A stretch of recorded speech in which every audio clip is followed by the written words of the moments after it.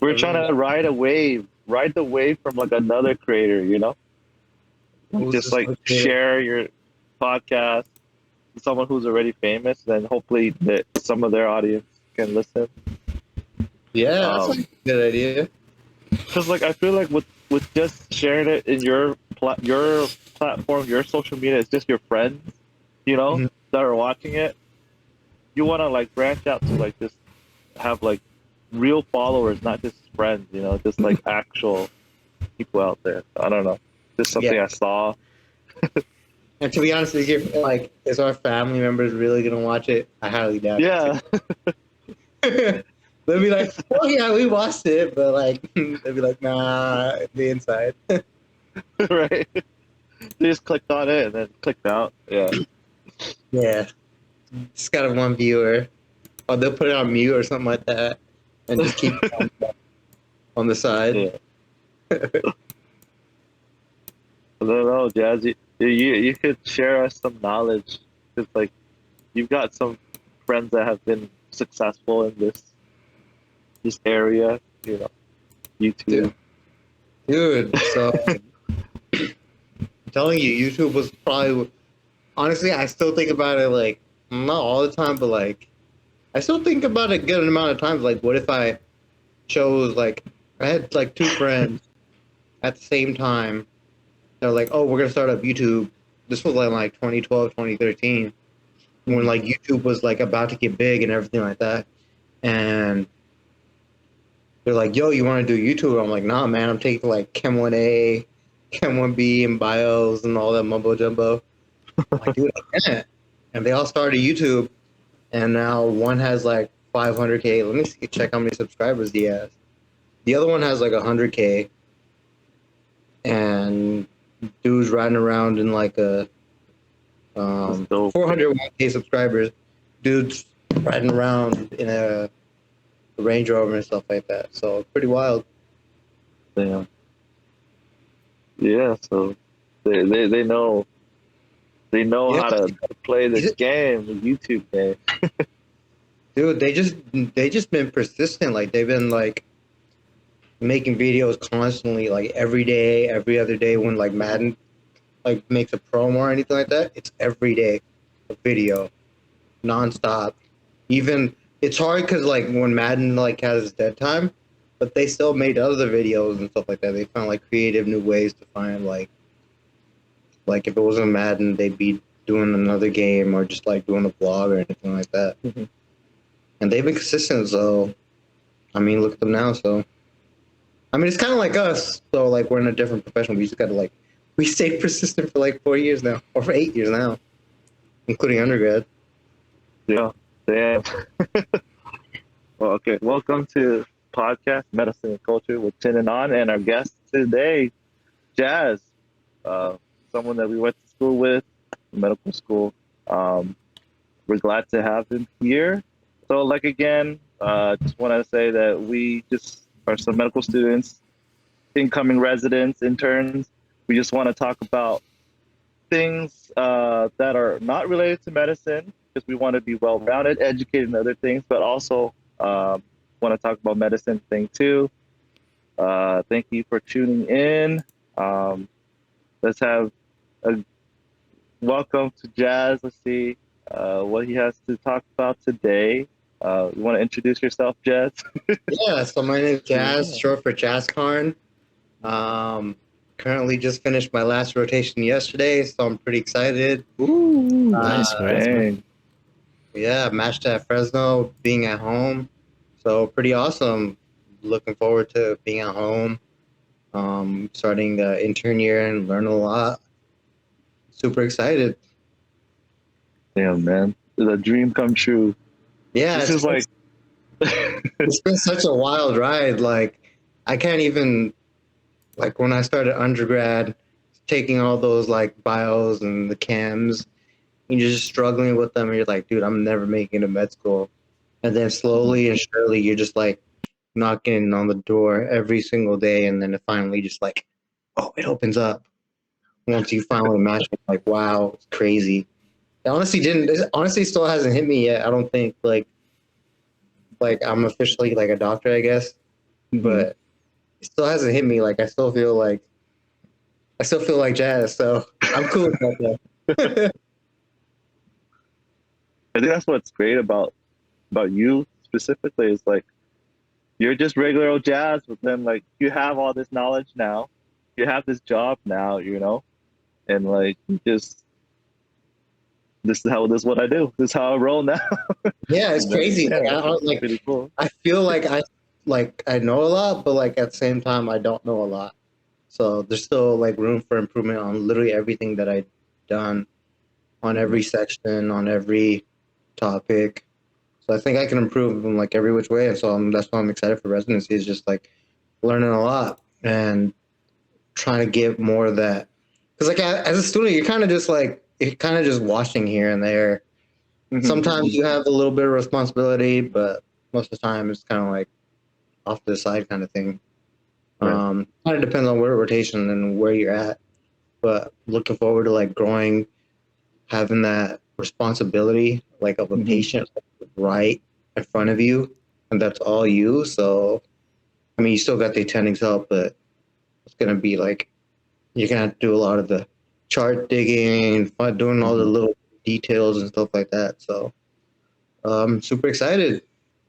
Damn, man. Both of you guys. Oh, Tim's going to No, Arrowhead. Arrowhead. I know. Yeah, He was. it'll be a blast. You excited, dude? Yeah, I'm kind of nervous coming in, and I feel like I don't know anything anymore.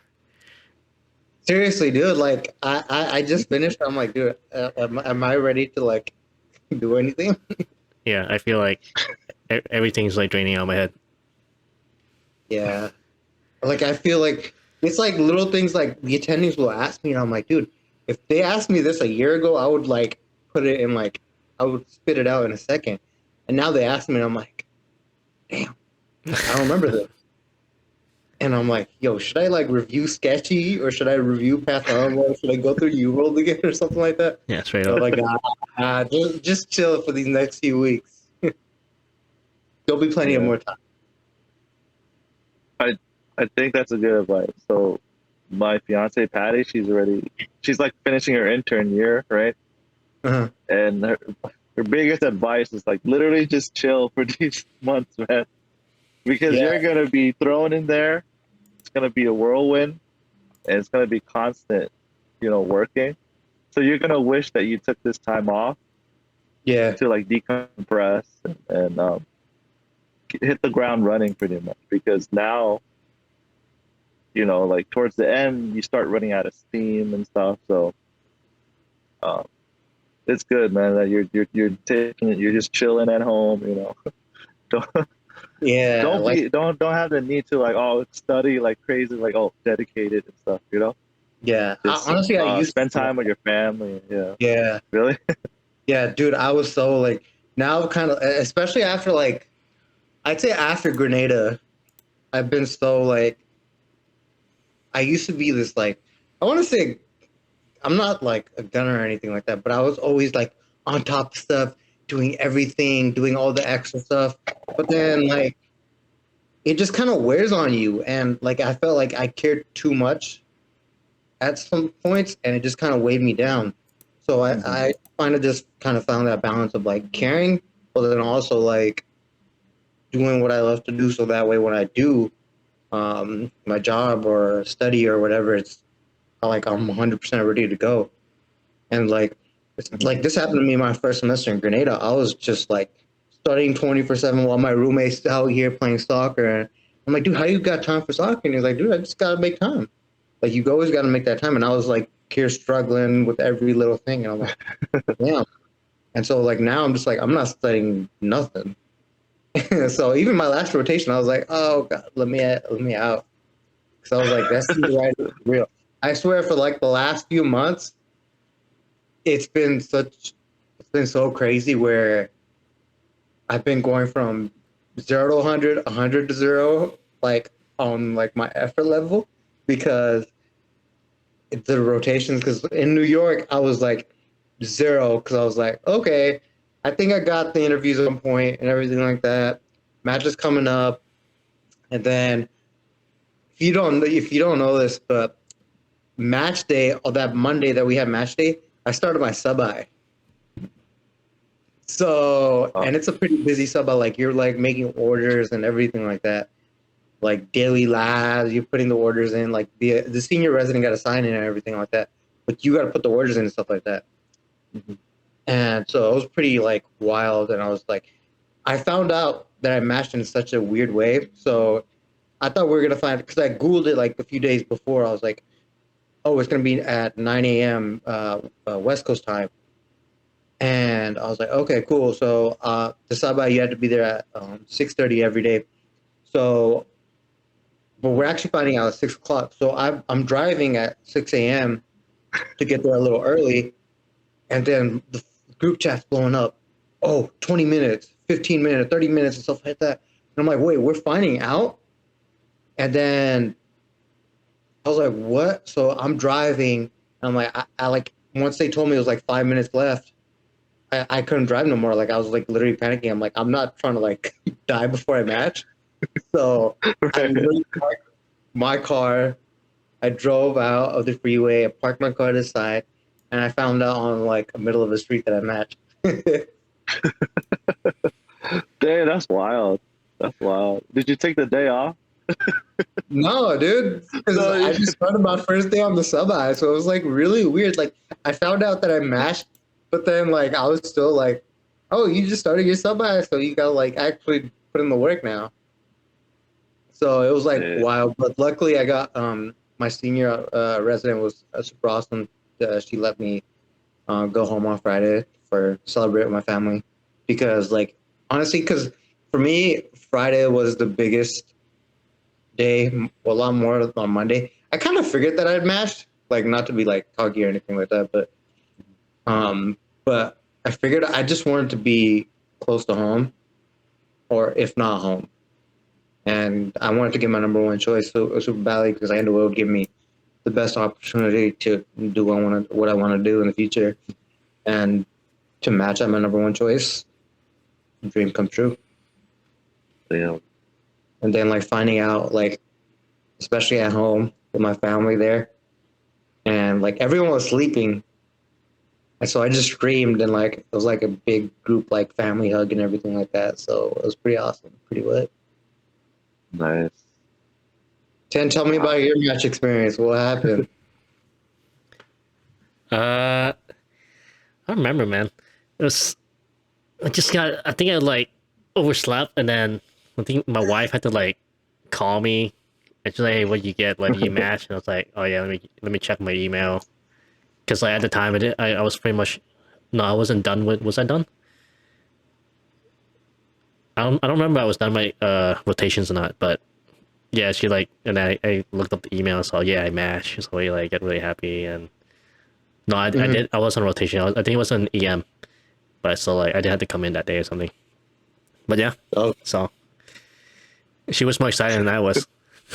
Why weren't you excited? It sounds like thin. Sounds like thin. Why weren't you excited, man?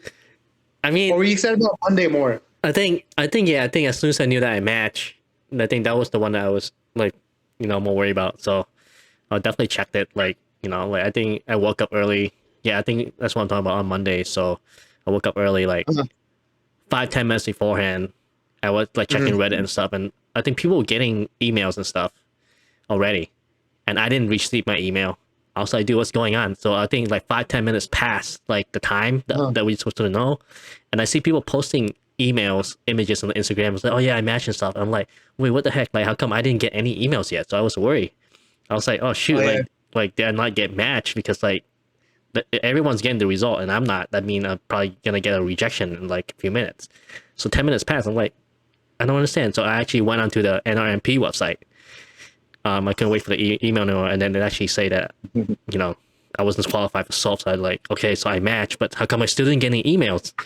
So I was like browsing through Reddit and like looking up on my friend's Facebook. I was like, maybe my email is just kind of delayed. Yeah. But then turns out that actually the email that I used for the match communication was our SGU email, and it wasn't my Gmail. So it actually went through the SGU email, but I was checking my Gmail the whole time. Wow, that's funny. So that He's was probably that was the scary like 20 minutes of my life. But other than that, yeah. Yikes, that sounds awful. Honestly, I use my SU email for like everything. It's like, I don't know. I kind of like that email though. I just Do hate you that. get Like, that email forever? I I think think if you so. keep You Why using not? it, get yeah. that email forever though? If you keep using it, Yeah, you can keep using as it. long I'm as gonna long use. as because you know like every like I think few like month or 2 months they send you an email say like to reset your password or something. That's like a way for you to keep doing it. Because that's how I lost my UCI email. Because I still have my Fresno State email. yeah, I still like use it here. I'm kind of mad that I lost my Oh, UCI damn. email because like if I just kept using it and stuff, I could have kept the UCI email. But yeah, I don't have access to my UCI email anymore. Yeah, so Oh, they just damn, I didn't know canceled it. that.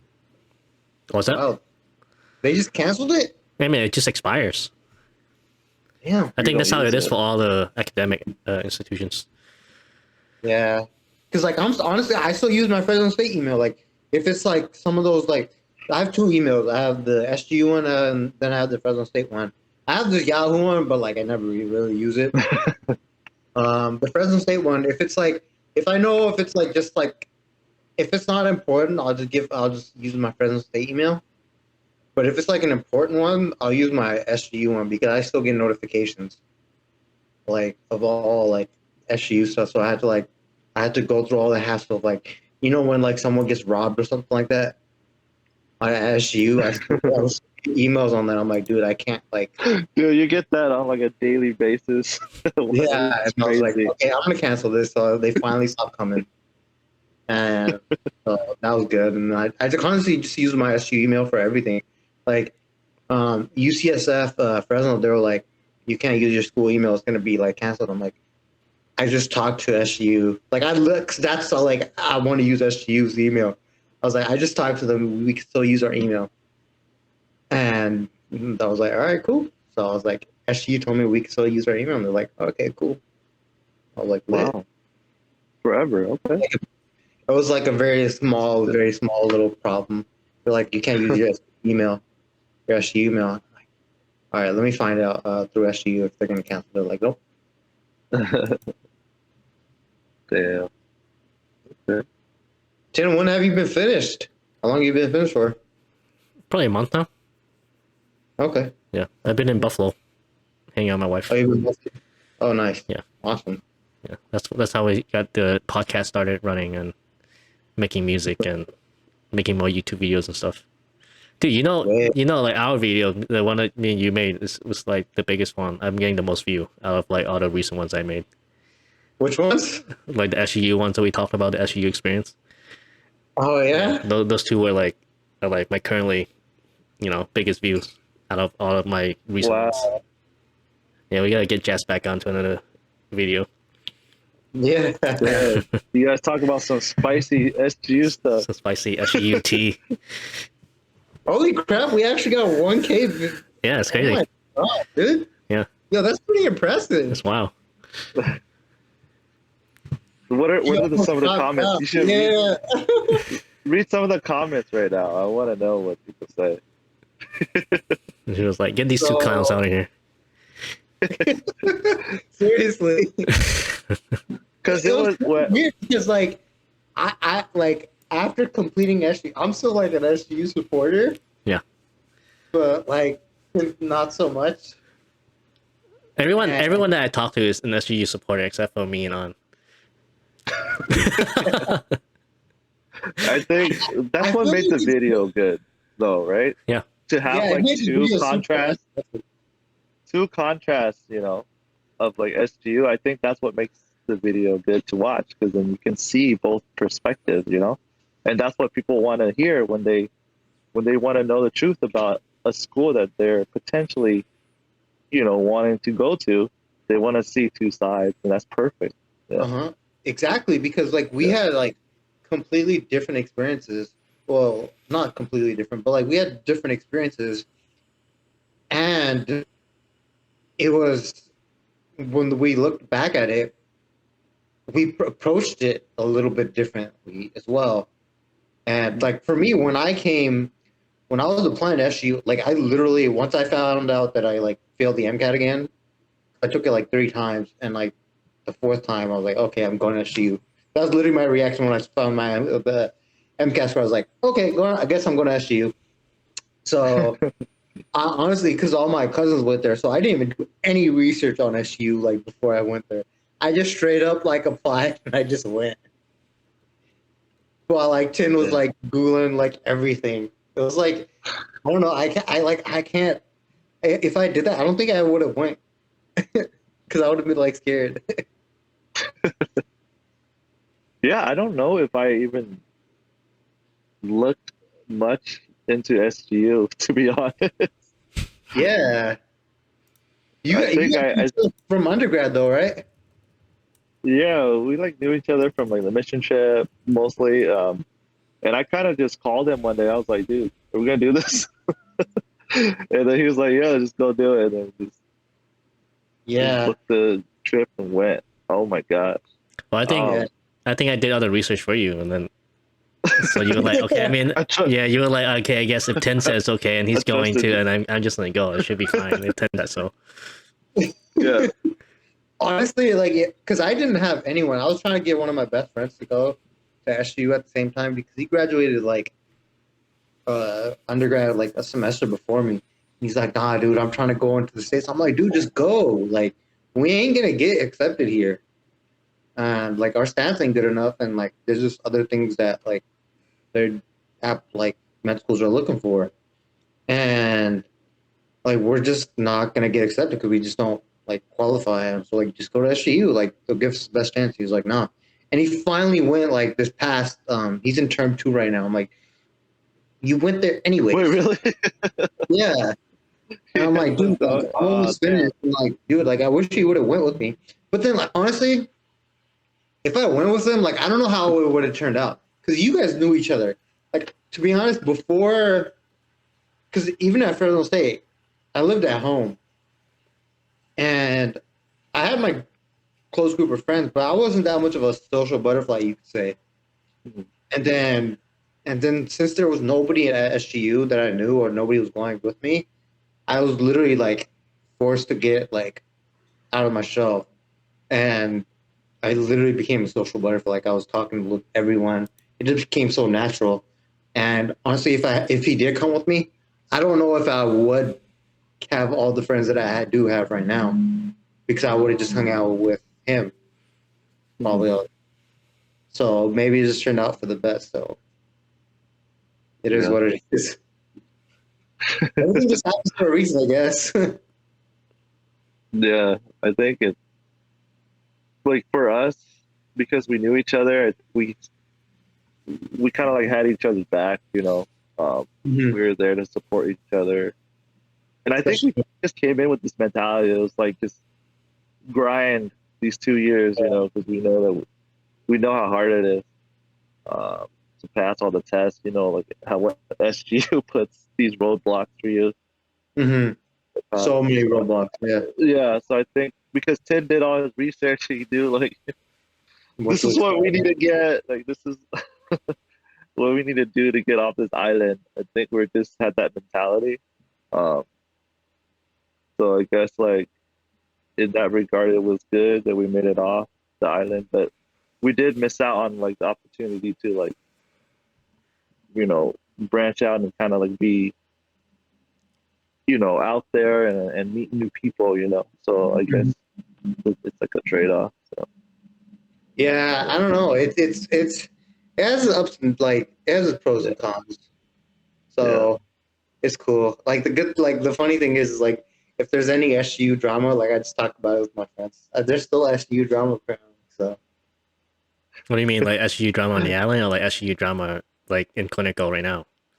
no, like SU drama as in like how our classmates are doing or what's going on with the school and stuff like that. Yeah. So it's like it's funny just to see like the people like where they are at and like who are they with because there were just a lot of things going on that happened at SU. So Or some drama, man. Spill some tea. Nah, I can't spill some tea, man. It's online, man. So it's gonna be anonymous. No one knows. It's not anonymous. Dude, if Just I had, keep it dude, HIPAA I should keep it see HIPAA those like, compliant. Don't give Asian names, and you said. yeah, you're right. I could do that. I could do that. Nah, but Just say, oh I'll yeah, just this is leave. someone I know. Yeah. I should just create, you know, those like, um, Actually, your where they try to confession. keep it on shows like it's that big, dark, deep voice. I should just create that right now. But Hide, oh yeah, hide let's your look at face. the comments. So the first comment was thank you. Oh, this comment's long. This video is super informative. I'm in the process of applying to SU, and I needed to hear this for clarity on what to expect. Thanks for both your viewpoints and congratulations on graduating. And then she just asked a question: would you suggest get the first aid textbook to use with the class instructions to help excelling on step one? And then the third question was, did you match? And yep, Tim just told him we matched. Hell yeah, we matched. Damn. Yeah, dude, that's crazy. We got freaking 1K. That's awesome. That's your most watched video? No, actually the most watched one is actually the one. Remember we made the one that me and you made. That was super like amateurish. It was like how to not fall asleep in class. What? You seen this I'm video? still getting tons of view on it like every day. That's so weird. Yeah, Oh, that's a cringe video. When was this created? it's probably like I think probably like a few weeks into our first term. 2018? Yeah. Oh, so it's like, It was the time when I was like, oh, you know, I'm gonna start making YouTube videos. oh, how to solve falling. Dude, that's 7.1K videos. Yeah, what? Yeah, it's 7.1, weird. dude, that's awesome. It's the amateur editing and the amateur acting. I think I need to go back to root and just like make more like how to study videos and stuff. I think those are gonna get more views. No, I still have so many like pictures of me on SU slumber. Just sleeping like randomly. I'm gonna make one my profile picture because like literally, honestly, that's how I got through, man. Sleeping. That's funny. Yo, sleep is important. Like, I couldn't be one of those guys that wake up at 5 a.m. Like, that's why residency can be so tough for me. Because, like, honestly, it's gonna be so hard because, like, I'm so not used to sleeping early. Like, I've this whole week I've been waking up early, been going to sleep at 11, but I come home and like it just becomes natural for me to fall asleep at like 2, 3 o'clock and wake up at 12. Yeah, see, that's the thing. It's society is actually biased against night owls. So people, Oh, yeah? yeah. Right. So there's two type of people, right? This is something I learned from Why We Sleep. So this actually, I used to think this was a myth, but it's actually true that you know some people are like early risers and some people are night owls. And it's actually evolutionarily benefit to the population is because you can't have everyone to be sleeping at the same time, right? So the night owls are going to be awake to keep watch, while you know people who go to sleep early going to sleep early, and then by the time you know the people who sleep early wakes up, that's when the night owl can go to sleep. So it's actually, and then you have like a little gap in between, maybe like 2 or 3 hours downtime. But it's evolutionarily, that's why you have those two type of people in the population is to help you guys survive. So Yeah. the problem is that now society has actually kind of progressed to where, oh yeah, you need to work more, you need more daytime hour in the day so you can do more work.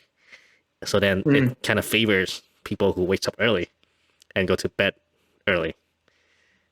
And it's discriminating against the night owls because the night owls, because there's actually people who just like, especially I actually found myself I like to be a night owl because I get a lot more creative stuff done at night. Like like at night is when like all my good thoughts come to me, like good ideas, like making music, like making videos, ideas, like writing things.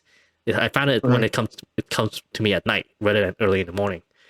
So before I always thought that like I can kind of like I didn't believe in it. I thought it was a myth. So I was like, you know what? If I just go to bed early, I mean I get 8 hours of sleep, so I'm gonna wake up early. So I go to bed at 10. I can wake up at 6 in the morning and get my stuff done. And that's what I had to do for med school. And you know, like it kind of worked because you wake up early in the morning and then you get to study because it's really Yeah. quiet and stuff. But it's still, I come to see that it's not, even though I get a lot of stuff done in the morning, it wasn't because I was an early riser. It was, and I made myself to do it. It was just because I didn't have a lot of distractions. But Yeah. I'm still a night owl, so then my optimal time of like most creativity and everything else, like work can get done. If I had no distraction, it's when it's done at night. So I feel you, man. Like society is actually definitely biased against night owls, and schooling, the education system is biased against kids who are night owls. So usually these kids actually tend to like get worse grades in school because they Mhm. always stay up late at night and then they just super tired throughout the day, like when they go to school and stuff. And it's It's hard for them to hard. catch up on the sleep. So Yeah. Honestly, I feel like they should make double school. Like it's so hard. Like man, like honestly, like I try to, but like I just fall into to the same cycle. Like I can't like it takes me like a while to like get up and get charged. But if I wake up at like 10 o'clock, like I'm good to go. I'm ready to go yeah, for like the whole day. I think when we like Like med that's what. students and when we're in residence and we become doctors, like we're gonna be so tired that we're gonna sleep no matter what. So we're gonna be forced into that routine anyway that the hospital and like society force upon us. But this is what I tell the people who's like, oh yeah, I don't know if I'm a night owl or like early riser. I'm just like, okay, think of like the time when you're in the summer or something, or when you didn't have a lot of obligations and you can just go to sleep and wake up anytime you want, and then Uh-huh. you're gonna see where you naturally fall into, right? Yeah, Like because for me, like exactly. when med school ended or like when rotations ended, because like when rotation was happening, I was really busy, so I was sleeping at like 9, 10 p.m., which is fine. I didn't have problems sleeping early and waking up early to like get stuff done and go through rotation and stuff and walk my dog and get my exercises in. But that's just because I was so tired throughout the day, so I can sleep. But as Yeah. everything ended, I had no more obligations. I found that I was actually falling. My sleep time was getting later and later throughout the day, and I was waking up later and later. So then you just naturally fall back to your, you know, prefer So circadian rhythm. I have a question. Yeah, so it's like what we learn in school, right? We have that circadian rhythm Mhm. built in And it's different for everybody. biological clock, Yep. right? And I think from what you're telling me, like I hope that they've done some research. Like, is it linked to like a specific gene? Like, uh, the night owls have a specific gene.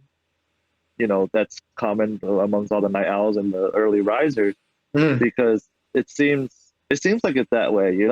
Like It does you, yeah. because literally, my mom has the same gene where like she literally tries to sleep early, but then if she has nothing to do that the following day or anything like that, she'll sleep at 3 o'clock and still wake up at the same like time. Like she'll just naturally progress to her late cycle. Like even for me, even if I go to sleep early, if I have nothing to do, I'll still wake up at 10. Like it just happens. Like I'll wake up at 10. Yeah. I'll just get more hours of sleep if I go to sleep early. But my natural Mhm. body tells me to wake up at like 10. And it's the same thing with my mom. My brother's kind of like more of an early riser, but he kind of just fluctuates too. My dad's definitely like an early riser. Like he Right. can't sleep. Also, an interesting thing. Um, my cousin and his wife, well, one's in internal medicine and she's a family medicine, but they're both hospitalists.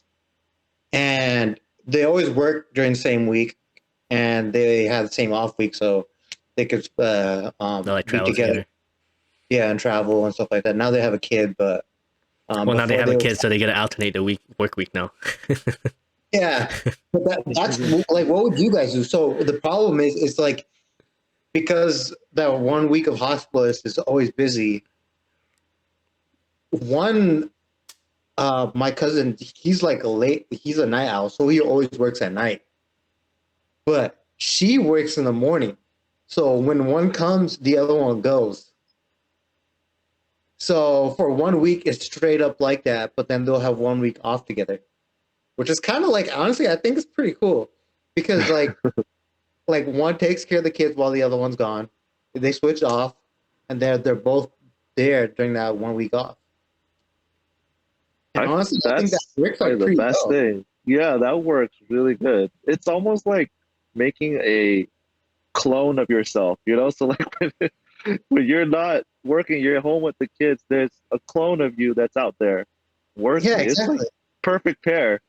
That's amazing, dude. Yeah, that's Yeah, that's it's some amazing. optimization right there. That works perfect. Yeah. Okay. Because like if you like,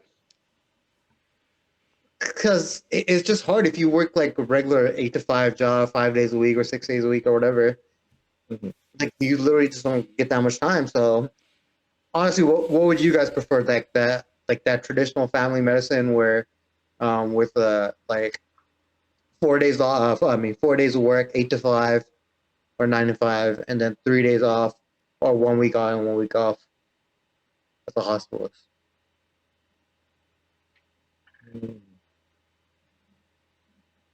I don't know, Tin. I haven't really thought about that. Well, I mean, for me, You it know, sounds yeah. because we're young and we're starting our career, so we don't really know what the workload is like. But it sounds good. Yeah. It sounds good that you just work like put your head down, work for 7 days a week, like 12-hour shifts, and then you get like a whole week off. Mhm. That sounds good in theory, but from what I'm reading and like forum threads and stuff and talking to hospitalists, it's like yeah, I mean it sounds good, but the week that you're working is like hell, and you spend like the few days of your break coming into the week kind of like dreading. You're like, oh my gosh, like, it's coming. It's gonna be like a whole week of crazy Yeah. inpatient stuff, like 12 hours a day, and then even when you get off of the like 7 days week, you're like, oh yeah, I'm gonna go vacation for like 5-6 days, but you actually you'll be so tired and exhausted that you might spend the next few days recuperating or something. So then your week of rest is actually not that many days of rest. Yeah. So that's what I hear. But again, I don't, because we We haven't don't know been yet. we haven't been in it. We don't know how heavy Yeah, the we haven't workload been. is. It's hard to Yeah, say. so we don't know yet. But I know that some hospitals to talk to they like it. Um, but the caveat is that the ones that do like it is like the younger ones, and the ones that don't like it are Yeah, like the older ones. So that might it's hard be to wake up pointing and out stuff. something that, and there's a reason why hospitals have they have like a higher burnout rate too. Yeah. Yeah, their burnout rate is there. I mean, it's not as high as the ICU docs and stuff, but it's still there. Mhm. A lot of the time they'll go into part time. And if you think about part-time hospitalists, like let's say you're making 250,000 as a hospitalist, and you do part-time, let's cut that in half. You're making like what, 110, Yeah. $120,000 a year. But then you're Yeah. literally only working 1 week a month. So you work 1 week a Yeah. month, and you're making $120,000 a year. That's still pretty good, bro. Yeah. So Well, So with, like with maybe, taxes though, with taxes, I like mean, after tax or before? well, I mean, again, like you have to think about the marginal taxes. So it's like 120,000, but then you like put into your 401k and you do like less deductible stuff. Then you might still end up with a pretty good chunk Uh, of money not going towards taxes, right? Because dang, this you is what I'm can, talking about, right? When you like, let's say you like the top, like you make past $275,000, you make a crap ton of money. You make like $400,000, but that extra $200,000 is going to get taxed at 40%. yeah. So then that's not really worth it compared to. Mhm. So that's you're making $250,000 versus $120,000. You know, Dude, this like whole the extra tax, money that the you whole make for $120,000 is going to get taxed at a higher tax percentage.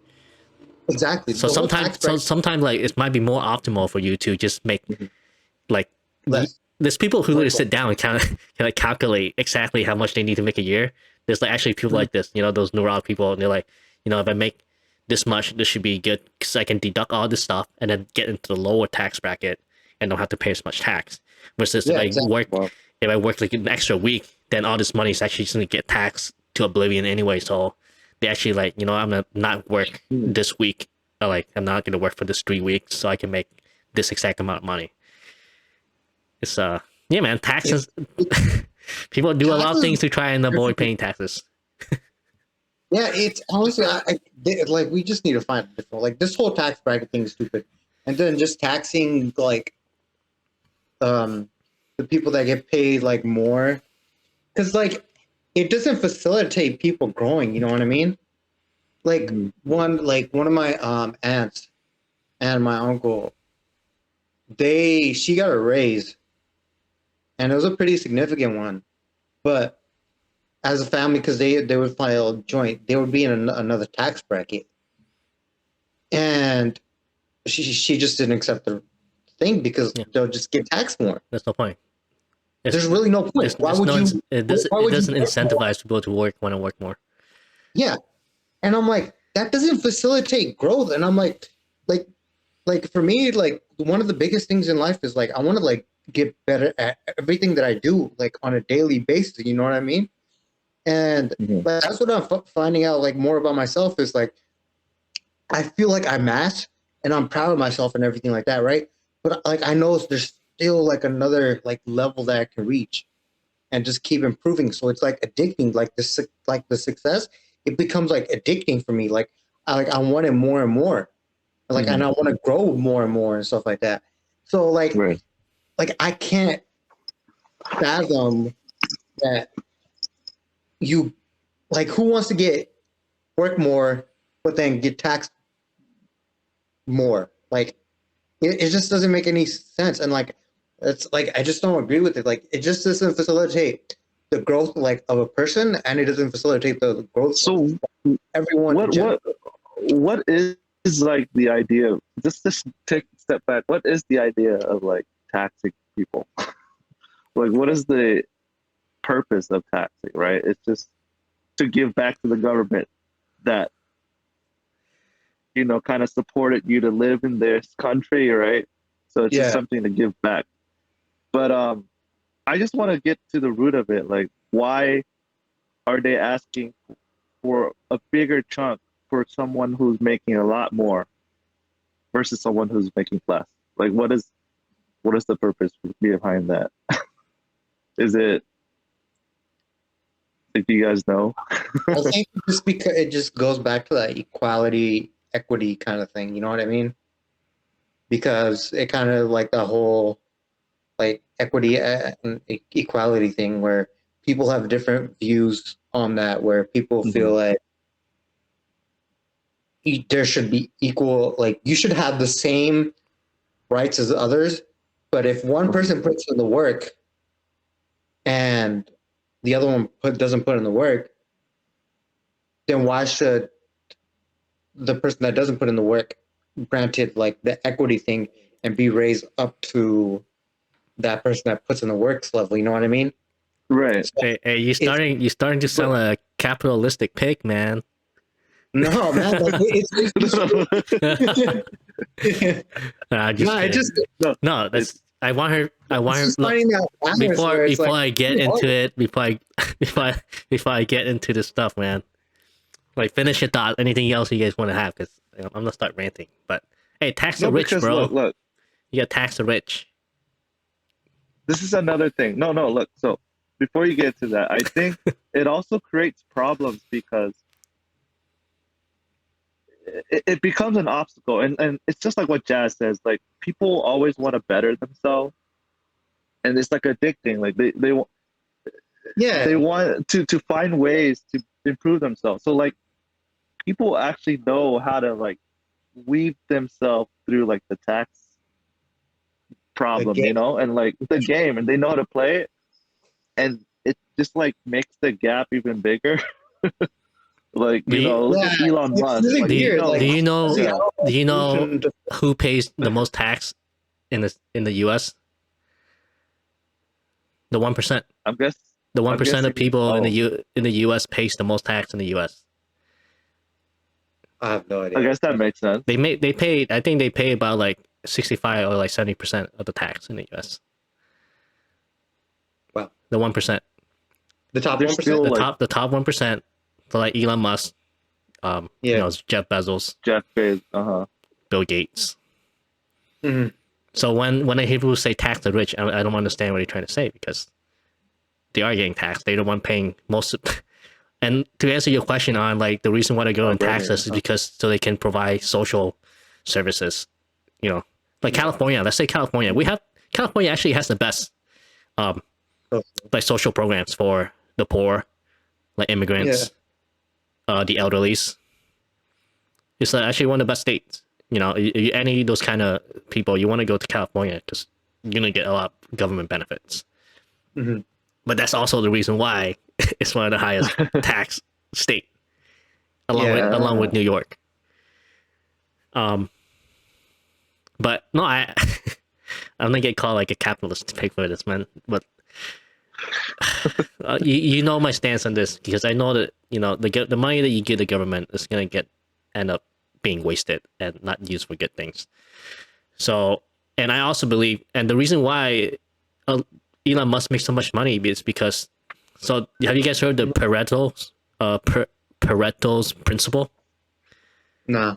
So it's the principle. It's kind of like the 80-20 rule. Have you heard of that? Okay, so in business and stuff. So essentially, the 80-20 rule is literally is saying that everything in life is kind of like split like 80 and 20. So let's say for finances, for rich people, so 20% of the people in the world is gonna own 80% of wealth. Okay, and so you can say this along with everything. 20% of the workers in your company is going to produce 80% of your work output on average. Yeah. Okay, because if you think about it, it makes sense, because in your company, let's say you own a McDonald's, right? 20% of the franchise of the McDonald's is going to give you the most output, 80% of the output, while the rest of them doesn't give you as much. People. Because not every single McDonald's is going to do well, right? Yeah. Not every single manager is going to be the same capability. Yeah, like a McDonald's in New York is not going to be the same as a McDonald's in some random city in some random. And then same thing. Let's say you open your own business. Like let's say Jazz opened like a boba milk tea store. 20% of his worker is gonna bring in 80% of the customer, or like sell 80% of the drinks. Compared to the rest of them, all just because they're good workers. They maybe they're really friendly. They're really like personable to the customers. They make really good recommendations. Bring in more money than the rest of the workers. That's so the 80-20, the Pareto's rule principle is kind of like the basis of like everything. If you look at everything, economic, social, everything is gonna fall into the 80-20 rule. It's like the Fibonacci sequence. Pretty much, yeah. Like it's literally just like the law of life, and it's the average, pretty much, right? There's always gonna be outliers. Anyway, so you think about the fact that 20% of individuals produce 80% of the output. That's the reason why they're so rich, right? Like if Elon Musk is the one putting out a bunch of electric car that's really drivable, a lot of people's gonna buy it, so that he's gonna make a tons of money from it. It makes sense. And that's why free markets and capitalism works so well. It's because it actually rewards people for putting out products and putting out good services, right? And you have the government control that. So like socialism and like communism, if they try to control what people want, right? Because people, there's a reason why pricing. I'm learning about economics and stuff from Thomas Sowell, but like the reason why capitalism, the free market works, is because people will set the price for every things. So if the government come in and try to set the price, that's when everything starts going wrong. Because let's say in the summer, people's gonna want to eat more ice cream, so the ice cream sales is gonna go up, and then pricing for ice cream is gonna go up in the summer. But then by the time the winter comes, people are not gonna buy as much ice cream. They're gonna switch to buying hot cocoa at Starbucks. So then the price of ice cream is gonna drop in the winter, while the price of Starbucks go up. But then you let the government set. And I'm using a really basic example, but imagine the government running and setting the price for everything. There's no way they're gonna be able to know it and set the correct price. Only the customer knows what they want. So you should just don't let the government get involved and let the customer decide if they want to buy those things at that price or not. So that's my pros for capitalism and like free market and stuff, and that's why I don't think the government should get involved into like price, like especially like you look at any areas, especially in California, why the housing is so priced because of rent control. When the government step in and they set the price for things, prices rise. Same thing with education. The government step in, start subsidizing education. Now, literally, it costs hundreds of thousands of dollars to go to 4-year college. Same thing with healthcare. The government step in, subsidize healthcare. Prices are going off the chart. So, I see what you're saying.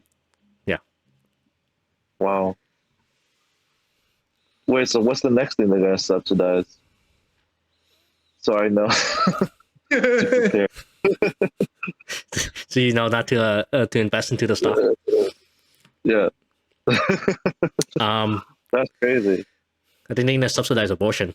I think they're trying to get abortion to get subsidized.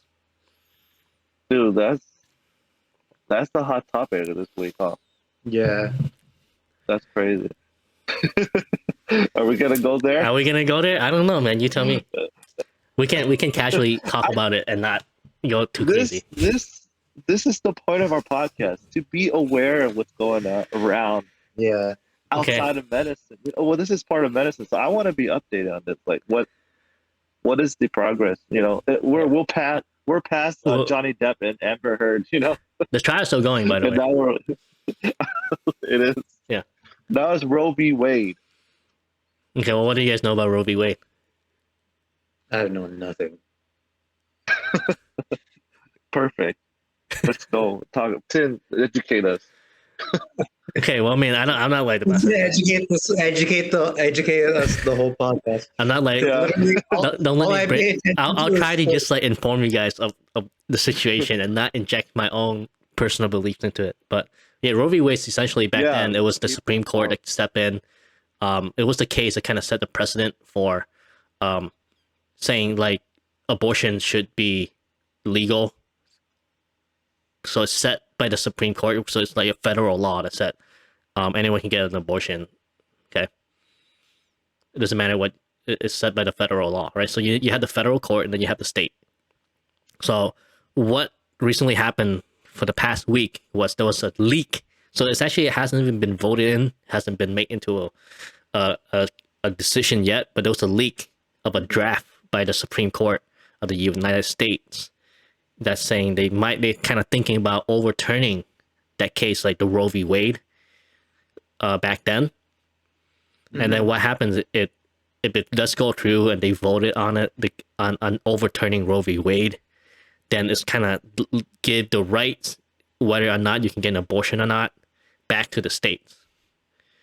So let's say if the decision does go through and say, okay, now it's back to the state. So California is going to be the one that's decide, oh, okay, if you're in California, then you can get an abortion or not, which is probably is going to say yes, because California is pretty pro-abortion, versus Texas, where if Roe v. Wade does get overturned, then Texas state is going to ban abortion. Mm-hmm. And then you seek abortion there, you're going to get, fined or like arrested or something. So that's essentially like the general thing of it. And then the nuance is that like what do you mean by abortion? Like, so like in California, when up to how many weeks can you get abortion? I'm not really sure the law here. I think it might be like 28 weeks or like 30 something weeks. Versus Texas, where people get mistaken that like, oh yeah, Texas just like straight up outlaw, and I could be wrong about this, but I think some state where they kind of like outlaw abortions, I don't think it's straight up outlaws. I think it's just like, oh, you can't have an abortion after 20 weeks or something. Oh, okay. Yeah, because I think the nuance is important, because each state, when they come out with the law, they can say that. They're like, okay, no abortion when it's past 30 weeks. So the state will now get to decide the weeks too. Mm-hmm. If this thing goes through. If it does pass through. Right. If it doesn't, then again, like abortion will still be. I think I don't know what the like law is right now for abortion. I think it's the state might actually get to decide the weeks on their own. But federally, like they cannot just say you can't have abortion or something. So I'm not sure about that. Gotcha. But like one thing that I question is we can do more research on is like, what about medical abortions? Like I don't think a state would ever kind of outlaw that. I don't think they can. Okay, like wait. when I say up. medical abortion, is like medical as in like, oh, it's like like ectopic pregnancy or something and endangering the mother's life. Wait, sorry. Just answer your question right now. What I say about the abortion law? Like, what is it right now? Mm-hmm. Right, it's abortion in the United States is legal, but subject to balancing tests tying state regulation of abortion to the 3 trimesters of pregnancy. So that's what the Roe v. Wade. Yeah. So okay. So case federally, yeah, so federal law is abortion is legal, but the state Uh-huh. has the choice in saying up to which trimester. up to it. Yeah, so it's up to the state. But Okay. if Roe v. Wade is like canceled, So Roe v. Wade's then overturned, then the state could do can whatever the they state want. can straight up say no abortions say whatsoever. illegal. Exactly. Yeah. But I think that's unlikely to happen. Like, because that's very extreme. Like, what? Because there's definitely have to be medical abortions for people with like, especially in the medical field. You know, we know that it's a lot OBGYN complications. It's like ectopic pregnancy or something. You're gonna need to have a medical abortion for that. Right. So I don't think this. I highly doubt that the state can just straight up pass like, oh, no abortion whatsoever. Oh man, some states will though. You think so? Yeah. Or no, North Carolina or something. Is it North Carolina pretty liberal? Is it? I don't know. I just said a random You state thinking like that I thought. you thinking like Texas or something? Oh, Texas. Yeah. Okay, that's crazy. But anyway, so I cut you off. So you're saying, what were you saying? No, I mean I think that's pretty much it. So that's the whole Roe v. Okay. Wade thing that happened this week. Thanks for the informative discussion, because I am not a good news person of what's going on in the world. So. Even though I shouldn't. That's why. See, I mean, Yeah. at least now, see, you didn't come out of this podcast and you're like, yeah, man, I learned something today. That's one of our goals too. You know, doing this podcast, just learning something. every Yeah. time. Yeah, see, I like, never really, I'm gonna add this and that. I don't like the right and the left will always argue against. I mean, against or for abortions. The problem is that I don't think they can ever come to an agreement because they're literally arguing about two separate issues. What do you Yeah. mean? You know what I'm getting at? No. No. Okay. Explain. So you think about let's say the pro-choice movement, right? So that's like the left side of thing. The pro-choice is saying like, oh yeah, it's up to the woman.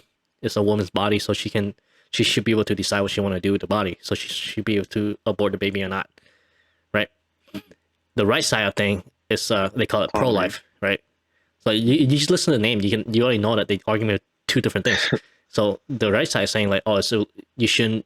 The baby is a living human being, and if you abort the baby, you're committing murder because it's a human being.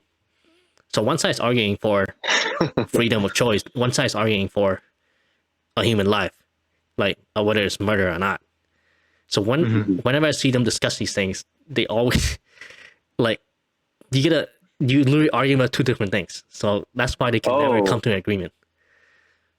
yeah, I see what you're saying. Yeah. You know what I'm saying? Like the right person's always gonna be like, oh yeah, the fetus is a living thing, but the person on the left always be like, well, like they gotta come to consensus. Like for me, I think the biggest thing they gotta come to consensus is whether or not the fetus is alive or not. At which point of the trimester is it considered a human life? Right? That's the one thing that they cannot agree on. Until you agree with that, then you can't move on. You can't talk about choices. You can't talk about like, is it murder to kill a fetus or like an embryo? Like we brought up IVF a few weeks ago, right? I was gonna talk about it, but I forgot. But like, yeah, like if you consider an embryo a living human being, like technically IVF is kind of in the gray area. It's kind of shady. You do IVF stuff because you literally freezing a human being and just keeping there for your pleasure, like whenever you call upon them.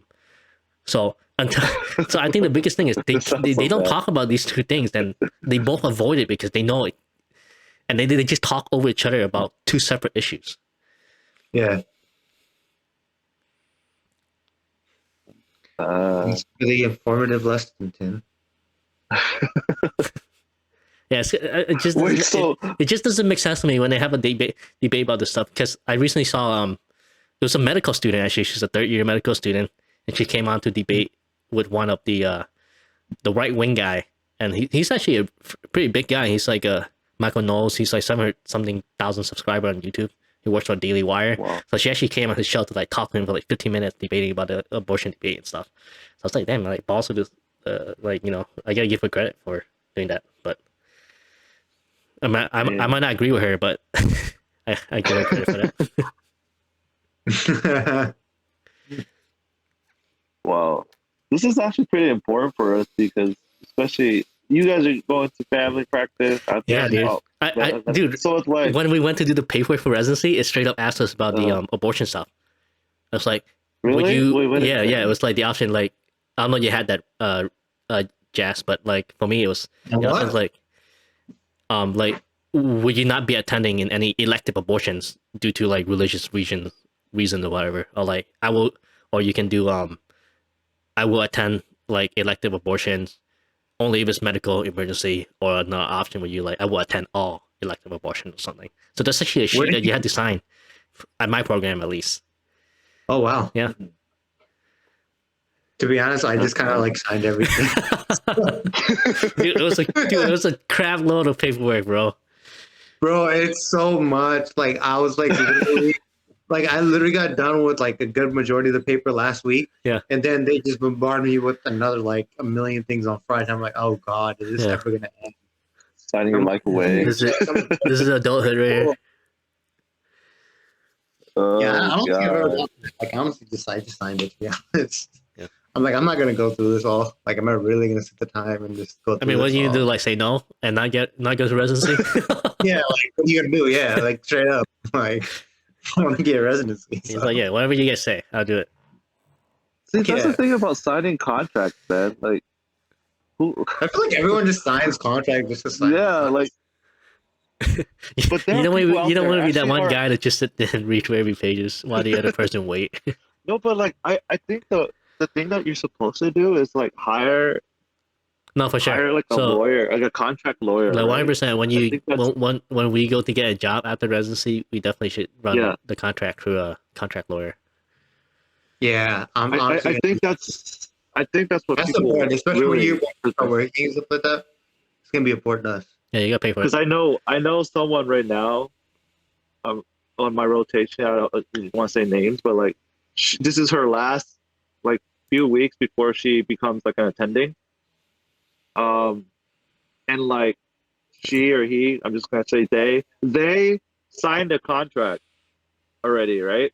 And then like a day after, literally, they talked to one of the attendings, and after their talk was like, they were like, I made the wrong choice, but like it's too late now, you know.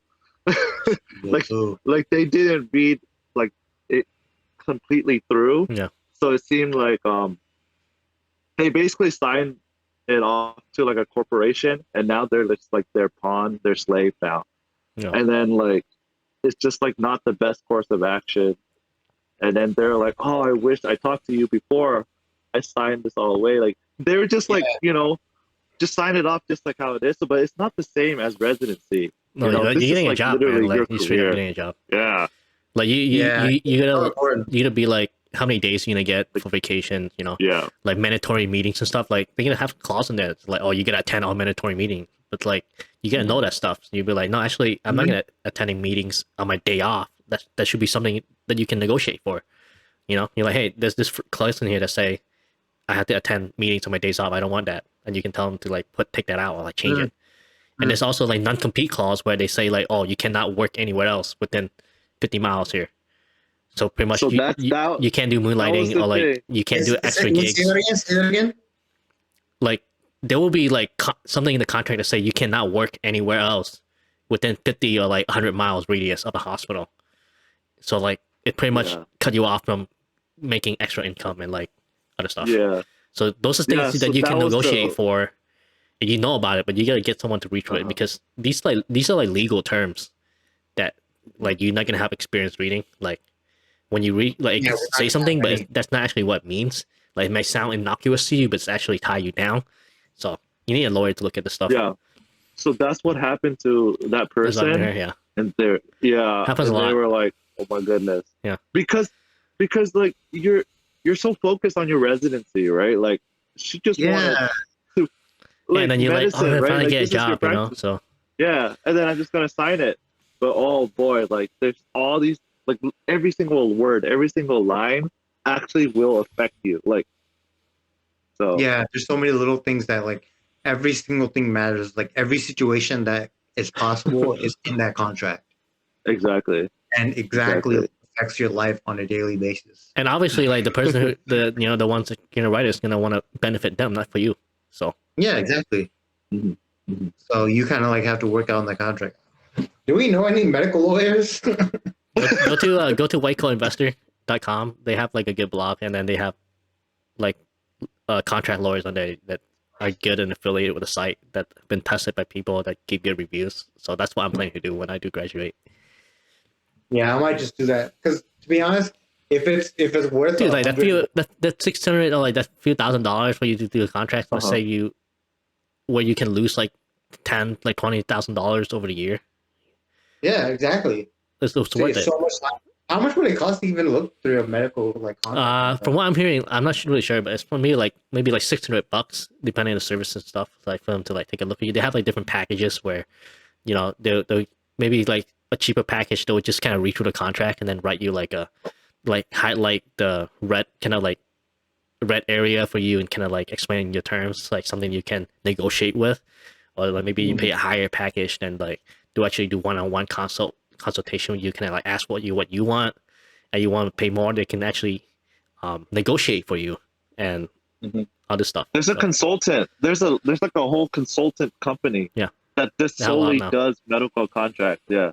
Yo, So that's that's wild. what It's like fellow that's what doctors and the stuff that yeah, been through it yeah. before, but that way not So work that out. was a mistake that the resident I was talking about. She didn't contact anybody because like it was like this. She had the same mindset as like, oh, signing for residency, But oh boy, it's different It's for not. attending. Yeah, it's not. Dang. Like it's different because like we're so like we just want residency. Like we got no other choices. But like after Yeah. that, we kind of get choices and stuff like that. You know what I mean? So Uh-huh. it's like really important to like know every little thing that you're gonna be situated to. And I guess. that's the same thing about like everything in life too. Like there's so many contracts that you sign. Is this the only thing that happens in America or like Yeah, other countries too? I feel like America just it's has America contracts for because everyone's just like everything, man. everyone's just trying to serve everyone. I guess. Only in America, I guess. Yeah, I could be wrong, but like, everything's a contract. yeah, everything is a contract. It's crazy, I can man. make. I'm gonna switch my career and just like focus on reading contracts. Be a consultant. Just become a lawyer now. Yeah. Oh man. Interesting stuff. So yeah, what things have you learned in this week? Your last rotation, Jess. Dude, oh my god, it was such a wild week, man. Like it was my last week and I'm like out of it. So I'm like, okay, it's gonna be a chill week. Then I come on Monday and I find out there's no resident. I was doing pulmonary. There was no resident on Oh, board. okay. And I'm like, oh, it's just gonna be me the attending. I'm like, oh crap, I'm gonna have to do a lot more work, right? And then on top of that, I find out it's the program director. So I'm Oh, like, really? dude, Wow. I went from like 0 to 100 real quick. Like my eyes opened up, and I'm like, holy moly! Like I need to step up my game now.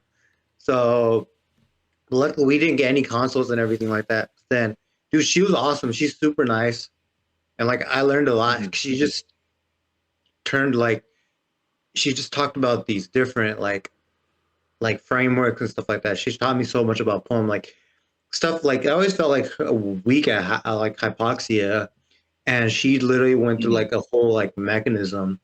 Like I could share with you guys, just Right. teach you guys right now, but like all these different causes. She said you don't want to approach it like that. Um, like hypoxemia, you don't want to think about like what it could be, but like you need to think about like how just you approach it, like just the different like flows of like if it's a VQ mismatch, if it's a shunting mechanism, So like I'll go through it like real quick. Um, it was super Like a helpful because diagnostic framework. yeah, like she didn't even go through the diagnostic framework. It was pretty much a like of like the different causes and like the framework that you guys need to be like Mm-hmm. putting like we're gonna see hypoxia like all the damn time, you know what I mean? So it's Yeah. really important to go through it. Like so she said the first cause, this is like a rare cause, like mitochondrial poisoning. So if you're like exposed to any poisoning. But then if you get like a VQ mismatch, right? Mm-hmm. Like a PE, like we heard that like a million times, you know what I mean? Right. COPD, like a diffusion asthma or PNA, and then there's shunting, like if the intracardiac shunting, if there's like a PFO, ASD, VSD, or something like that, or if there's a pulmonary shunting, which is I did not know, but you like apparently like you can get like AVMs in your pulmonary beds, and then like that could lead Oh, right. stuff like that. That's just also shunting. Dang. Yeah, so that's another mechanism. Then alveolar hypoventilation that speaks for itself. Like if you get like obesity Right. hypoventilation syndrome or something like that, and then like COPDs, like if you have CNS injuries, then you get diffusion deficits. Like we had so many like ILD patients, so that's like a diffusion Mm-hmm. deficit. Or if you get like pulmonary edema, so like, and then if you have low FiO2, like if you have high altitude, so basically all the important causes are mitochondrial poisoning, VQ mismatch shunting, alveolar hypoventilation, um, diffusion deficit, and then decreased FiO2. So if you just think about it like that, when you're seeing a patient with hypoxia, like you'll be good to go. And it's like she was so Dang. cool. She taught like I literally did questions with her. It's not like I've it was You wrote crazy. questions? No, it was just some random Uh, like pulmonary like questions for like oh, okay. like that. That's I think sick. Okay. attendings, and we literally did like 5 to 10 questions, and I'm like, there is like I just took it as like a way to learn, like because I was like, I'm not gonna be working with a program director Right. every week, you know what I mean? And she was super knowledgeable, super helpful. So I just literally took it. It was like, okay, like I want this week to be chill, but nah, it's not gonna be like that. So I honestly liked it like that. Getting to work with her was awesome. So Yeah. it was pretty awesome to Dude, see her. that's the thing. Like, I know I'm still like like I'm like a year behind you, I guess. But like now that you guys made it to residency, I feel like it's like a different way that you have to think now. It's not like new world question, step one, step two kind of thing It's not. anymore. Like it's like real life cases. Like a patient comes in with like hypoxia, like you said, and then you had to have like that framework, right? It's not the Yeah, same thinking as like multiple choice questions. Like a patient comes in, is it A, B, C, D, or E? It's like yeah, you have to have a different mindset, and then like attending, like your program director that you work with right there, like they've had years and years of experience of like approaching all these main chief complaints, shortness yeah, of breath. They think differently, and I think like that's what they want you to start like thinking as like an intern, like incoming intern. So yeah, like a podcast that I've been really listening to, I told Tim about it, is like the clinical problem solvers. They're like doctors from like John Hopkins, doctors from I think UCSF or something. mhm, Um, and they go through like amazing cases, and they like eloquently say like their thought process through like when a patient comes in with this chief complaint with these labs and stuff, and they walk through just like how you did it perfectly, like all these things that they have to consider. mhm. So I really recommend you just listening to that if you want to like kind of improve in your clinical Yeah, reasoning and problem solving. Yeah. yeah. Because like the problem, like I feel like the problem, like it's so as a med student, it's just so hard because there's so many things that they first you're on OBGYN, then you're on peds. So then you forget about the OBGYN part. It's like it doesn't become clear. I feel like it's just when in residency is when you really like um start to grow.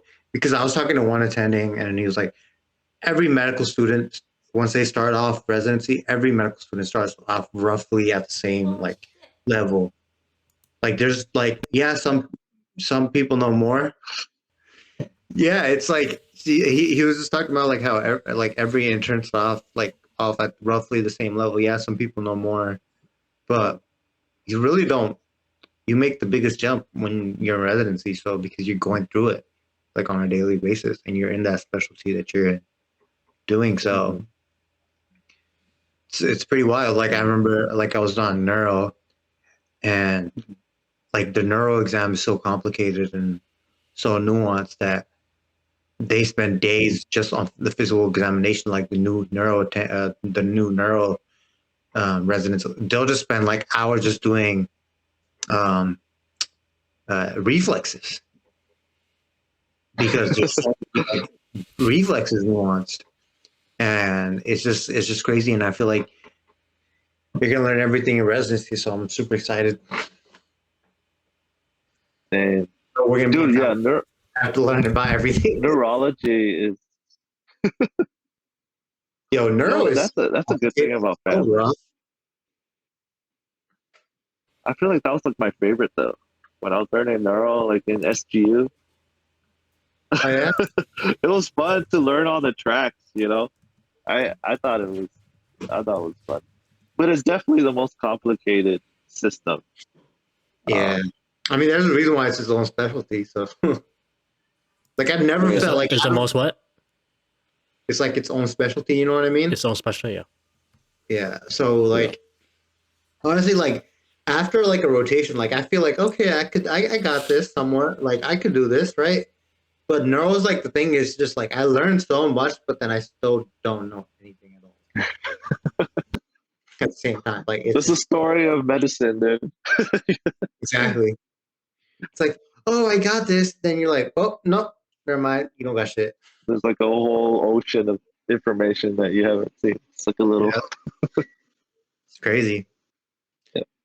What you been up to, on? I'm on my last rotation too. So here at yeah, Where you 3 at? more Right weeks. Arrowhead right now. now? Oh, what you doing? Yeah. Family medicine inpatient. So, Oh, look. They only have family yeah. medicine, huh? No, they had outpatient. Tim, you did yours here, right? No, I did inpatient there, but I think because of COVID, they didn't have outpatient at the time. But they do have inpatient and outpatient for both. Mm. Yo, what if damn if On was you guys could have worked together. I know. Would have been So wild. he's gonna be my senior. He's gonna be my senior now. If I get to Arrowhead, that'll be awesome. You're gonna get in, bro. Did you decide if you're gonna do IM or FM on? Dude, I think I'm gonna have to apply to both just to have, a better chance. Yeah. Yeah. You should just do apply IM and surgery, bro. Surgery. No, man, I'm not. Wow. I'm not a. Yeah, no. No surgery. I don't want to kill myself. Dude, surgery interns are rough, man. I know someone who did prelim twice for surgery. Oh yeah, you were telling me the story, right? Yeah, and they didn't even match into surgery, so it's like, yeah. Dude, I can't even imagine that. That sounds so rough. Yeah. How would you feel about getting you? I was thinking about the most improved intern award. How would you feel if you got that award? I'd be happy with it. I mean, I'd be happy. Hey, everyone starts from the bottom. I would feel like crap. No, doesn't that literally just mean, oh yeah, you suck? But I guess you're getting a little better now. What if you go from like? I'm pretty sure that's given to the worst. That's forgiven to like the worst intern, isn't it? Why you gonna have a negative outlook? No, I'm just saying, man. Like, that you improve the most. You know what I mean? Like, I think that just sounds like a pity award for you to not feel as bad and not kill yourself. You gotta take the perspective of the person who got the reward, because they probably worked their ass off to improve. And when you work your ass off to improve in something and you get feedback that you did improve, that boosts up your confidence like a Yeah. lot. You know what I mean? Like, so I was on the basketball team, right? And I'm Asian. I'm tall, but I'm not that tall, right? All my other friends were taller than me, right? But like, I had to work my ass off, and I got the when I joined varsity basketball, I was a freshman in high school. Okay, and I was like shit player, like, but I got to You were varsity on varsity because when you were a freshman? yeah, I know, Oh, that's epic, but bro.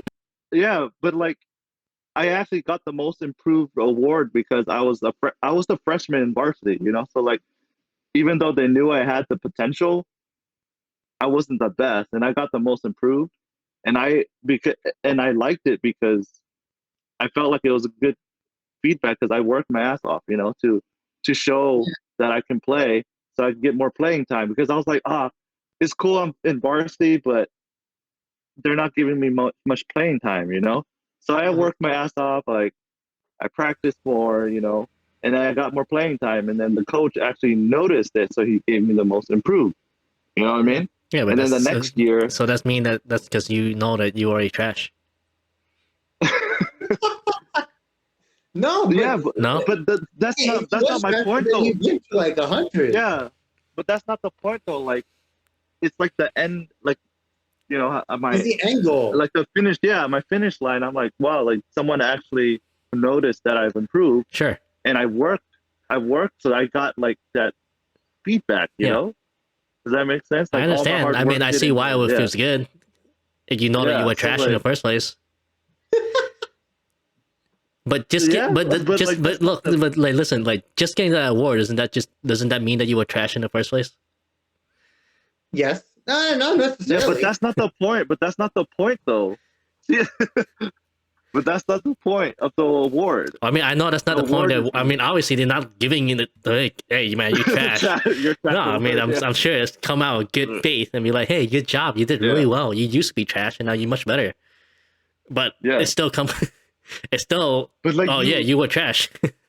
but you focus too much on the trash part, So that's how like a person who would like spin something to make it seem bad, like that's what a bully would say on the team, like, oh damn, you were trash, bro. Yeah, send it I just away, feel man. like I know. it's another one of the participation trophy that we invented. It really No, is not. it's important. Yeah, I don't think it's. I No, won most it's of group not. 2 for Dennis. See, That's it's like not I'm like. defending it. Wait, what? What did you get? I won most improved for tennis during my sophomore year. Yeah, I mean, it's fine. I mean, it means that you work really hard and you improve. Bro, but I was MVP during my junior and senior year. Yeah, See? but you were trash in freshman year. No, I was Yeah, actually good. I just went from. Tim Let's see. Look. Look. Do you think LeBron James won most improved, player of the year? No, he won MVP every single year. Nah, LeBron sucks. Screw LeBron. He needs to leave my Lakers, man. That's true. He's just showing the Lakers. He really does need to leave the Lakers. I he did. hate watching suck Lakers now. It's not because it's not even a Lakers same. team anymore, bro. Bro, it's like LeBron's team, and LeBron just does what he wants because he's a freaking drama queen. Like, he's like, oh, trade this player. I mean, I love watching him play, but I really don't like what he's doing to the whole league. He's a good player, but like, there's To the just so whole much league as well. outside stuff with LeBron that it's just like, bro, like, nah, not trying to deal with that. I'd rather have most improved player than LeBron. You're already back in Arrowhead. Well, Tim, when are you gonna be back? Probably not until like June 5th Okay, or cool. 6th or something. Yeah. Why? Oh, it's gonna be a while. I was thinking about going to LA for a little bit. Oh yeah. Come to LA during Aunt's bachelor. Oh yeah, dude. Yeah, you can meet up with us. up. Yeah, I'm down. If On invites me, then I'll definitely go. you want to go? Do it. The more the merrier. Yeah, I want dude, it. I'm down because like, do you guys watch anime? I know Tim does. He reads it though. Yeah, I like binge Which one? You Bleach. been watching the new season of Attack on Titans or what? Dude, Attack on No, Titan, man, It's crazy, huh? it's don't nuts, spoil it man. for me. I haven't Bro. seen it yet. The ending, It's man, so good. man. Team No Aaron, man, spoilers. Team Aaron. It's like I don't make a political commentary, but it's straight up what like the whole BLM movement and stuff and critical race theory is gonna end up being like, and you won't understand this on because you don't watch it, but it's gonna end up being like Uh-huh. this if it keeps going. Just know what I'm talking about. Yeah. Like the whole Really? the whole part where because you're this type of race and you're this type of people, you inherently bad and evil. It encapsulates it so well in the Times. I wasn't even expecting that at all when I was going through it. To be honest, I honestly I never saw Attack on Titan like that though, because like I feel I mean, like with the new season, where did it end off at? where did they end up? Yeah, because I know Last they season? haven't finished it yet, right? No, they haven't finished. Well, it. yeah, They so with still the have- most recent season, where did it kind of leave you?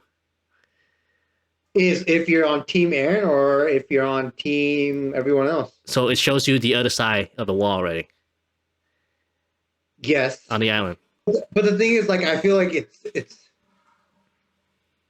I feel like it's some like I don't know. It's Like really weird. because come on, doesn't the I don't know how to say, it, but like the Wymere people, aren't they typecasted as evil, as the devil group of people Yeah, because they have that special power, yeah, and everyone on the island treat them like trash, even though Yeah. they're just normal, typical people who has nothing to Yeah. do with their previous generations massacre or whatever.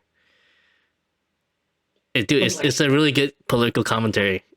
it is I feel like for me, this especially with the whole like what everything that happened for me, it was Naruto that encapsulated that part because I forgot why I was thinking about it in terms of Naruto, but in Naruto, everyone's kind of just fighting for their own freedom too. It's kind of like Attack on Titan, but then again, all the animes are roughly about like the same kind of thing. They're It fighting is. It is. They have same. No, I know more Attack on about Titans Naruto. it's on its own category, bro. I'm giving it Yeah, its own Attack on category. Titan is It's very. I'm not gonna say complex, but there's a lot. It's very good writing and a lot of Yeah, layers. A lot of layers go into it. I'm not gonna compare it to like a shonen. Nah, Naruto is pretty up. Naruto You talks about a good amount though, too, dude. Yeah, but like No, give me you a guys good are going example of into- give me a good example of Naruto, like an arc story that kind of Okay. talks about inherent Itachi. evil and. No, I understand it talks to you, but I'm talking about like racism and inherent evil and generational evil and generational consequences and stuff. The Uchiha clan, bro. What about it? How like everyone hated the Uchiha clan, so they kind of just they kind of just put them to the side of the village. they're outcasted. Yeah, they're They were outcasted. outcasted, and then Itachi had to literally choose. Yo, am I gonna like destroy my family or am I gonna destroy my like the whole village? I feel like that pretty encapsulated pretty well. Attack on Titan, like for me, it's different in the sense where like, yeah, it is about that, but it's like it's more. I don't know. It's for me. The whole like arching theme is: would you defend your own, or would you save the world? Like, you know what I mean? Like on Aaron, would you destroy everyone if everyone is gonna kill you to save your own people and destroy the whole world and destroy everything, even though it goes against what you believe in, of like manslaughter, or would you just let everything happen and just watch your people get murdered, I guess, or whatever? So like I don't know. Like I thought about like Attack on Titan in a different way in that sense. Yeah. Well, you're missing But I don't know. you're missing the Both big like that. you're missing the big political story then. Yeah. I don't know. Maybe I am. I Maybe probably maybe Tin's just making this up, man. Yeah, maybe I am. I guess I'm gonna watch it Tin now has to like this figure it out. different view. Tin has this different view. I don't know. I'm the guy that says I didn't like Batman. Yeah, we can't The trust new anything I Batman say after movie. you say that. I watched Doctor Strange. Oh, you watched that? Oh, Yeah. Oh okay. yeah, It's pretty good. I haven't. I recommend you watch it. The only problem, I give it probably like a 4 out of 5. I thought the director's done really well. So Sam Raimi is the same director that did the original Spider-Man trilogy with Tobey Maguire. Wait, really? Yeah. So he Oh directed the new shoot. Okay. Doctor Strange movie. It's pretty good. It looks awesome. The storyline's pretty good. Only issue I have with it is, even though it's a Doctor Strange movie, it's just like it focused way too much on um Scarlet Witch and like a side character that I feel like Doctor Strange was just, there's no character development with Doctor Strange, just like nothing new that he just kind of there because he needs to solve a problem, but the main focus wasn't really him. That's how I felt after watching No. it. But it was a Wait, good that's fun. experience. I enjoyed it. So it's like it's like the Spider-Man movie. You know how Doctor Strange is just there to like do the thing. Yeah, but the like, problem whole is movie's this about is supposed to be Spider-Man. his movie. I know. What? That's so weird. I So know, he's just but another. I mean, he still get a lot of screen time, but I feel like the main focal point wasn't It's his not about story. him. It was not about him at all. Like when you watch it, you're Scarlet gonna Witch realize just it's not about stole him it. at all. I don't want to spoil it for you guys, but it's still good. Okay, cool. Wait, Yeah, Jazz, dude. are you into like Marvel and stuff? You're into like Marvel universe and stuff, like watching all the movies. I forgot. I don't know. I'm not. Oh, Honestly, not really. I just pay attention to anime. Like, I really wanted to go to that place because in LA, when I was in LA for my psych rotation, Uh-huh. there was this place called Frankenstein's Collectible Show. Have you Oh guys heard yeah, I about it? just recently went there. Yeah, I Bro, recently it's went there, dude. awesome. It's so I want nice. to go Yeah, again. But like, I was then dedicated for step 2, and I could only go for there for like 30 minutes. that's not And enough time to see everything, dude. dude, it's literally nothing. And I'm like, I want to go to that again. All right, next time I'm Dude, in it's LA, amazing. I'm gonna go with you. Okay, on? We're gonna go Yeah, together. All right, I literally go and like go till like closing, you know, like and I still haven't hit all the booths. It's crazy. yeah, dude. Okay, Amazing. how about this summer we go? Yeah, I'm down. I'm free this summer. I'm just applying and hopefully get like a per diem job at a hospital or something. Lit. All right, Yeah. within the next few, like week or two, I'm gonna message you and we're gonna go. All right. Yeah, I'm down. Yeah. 10. Well, you're gonna be in. You're gonna come back in June, huh? Yeah. That's okay. Frankenstein, man. So figure many out- Pokemon cards. So many Pokemon cards, man. Dude, there's just so much collect awesome Pokemon cards. stuff. Like, I was literally geeking out. I was just like, dude, this is so amazing. Was that the first time you were there? It was my first time. Oh dang! And you only had Dude, 30 I was minutes. like, Oh, that's literally so sad. here, and dude, I was like, and then I only had like 30 minutes to an hour, and I'm like, dude, I literally can't do anything. Like, I was just so, when you're just, you have so many choices, you don't know what to do, Yeah, and your choices are just like, you just spend the whole time just thinking about what you want to do. It was Yeah. kind of like that, and I really didn't get to do it. literally a little kid in a candy store, and you only got a little taste of it, and then you gotta go home now. Yeah, dude. So I'm definitely gonna go to that. All right. Oh, did you get my jacket? Bring it. I do have your jacket. Yeah, Awesome. yeah. Thanks, I bro. haven't been Appreciate it. able to drive. Like I thought I was gonna like maybe swing by your place in Fresno, but I didn't have time. So Yeah, it's fine. If you ever like in Fresno or if I'm ever in LA, we Yeah. can hit each other up. What do you have, Jazz Yeah. jacket? for sure. Yeah, he left it at the Airbnb. I left my Patagonia jacket at the Gucci jacket in New York. Oh, New York. And he was saying we're staying at the same place, so Oh, nice. yeah, it's pretty cool. That was fun. Yeah. Yeah, hit me up whenever. How long are you guys gonna be on the. How long are you gonna be here for? Oh shoot, it's almost 6. I have a dinner plan at 6. Oh, you can go whenever, man. Yeah. Yeah, I was thinking about heading out right now too, because got to do a few things now. So Yeah, it's all good. Okay. Thanks for joining Thanks us. for your. Yeah, man. Join us next time. yeah, Yeah, any other time. have me on whatever. Like now I'm free. Like literally, all I'm gonna do is just I'm gonna start watching Jujutsu Kaisen and what's the other Bro, one? Player. you haven't seen it yet? Nah. God. So good. Yes, The movie is really good too. All right, Demon. Wait, they came out with a movie? Yeah, you just see Kazen Zero. You didn't watch It's it? in theaters, right? No, It's I not haven't anymore, watched but it yet. was in theater. Yeah, Oh damn! it's like a prequel before. Oh, shoot. All Okay. right, cool. I'm gonna watch it then. Yeah. Yeah. Which one should I watch first, Demon Slayer or Jujutsu Kaisen? Then. Oh, Demon Slayer for sure. Yeah, Demon Slayer. But it's longer. That's Cool, all. cool, I just watched cool, both. cool. You have Oh, I'll time. watch both for sure. Just one episode each every day. I mean, you watch 4 episodes Demon Slayer, 4 episodes Jujutsu Kaisen. Bro, I can finish that probably in one day, probably. I forgot I was talking to like a serious anime fans here. Yeah. That's what we're all about. Baby. All right, that's gonna be our next topic. I'm gonna do some more research on Attack on Titan. Yeah. On that. Let me know.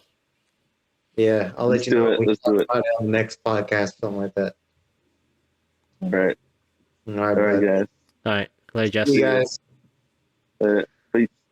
Peace. So I'm looking I at wanted to the get I'm looking at the political. pay gaps for physicians and surgeons since the 1980. Guess how much we were making back in 1980? Median. The median? Yeah, median price. 100? 149 Wait, for men. 149,000. wait, Guess- yeah, surgery guess how much and- woman and made? primary? Wait, primary? Or I don't know. This is surgery? just median and Surgery. everything. Oh. So 140. 149, so like 150. What about women? Okay. What do you think? 100? 73,000. Half. Less than half. That's crazy. In Okay. 1980. And then yes, so 1986 is when we have the lowest compensation. Okay. For men is 130,000. 130,000. I guess how much for women? 130,000. No, that's for men. I'd say it's equal now. No, woman is 61,000. What's going down?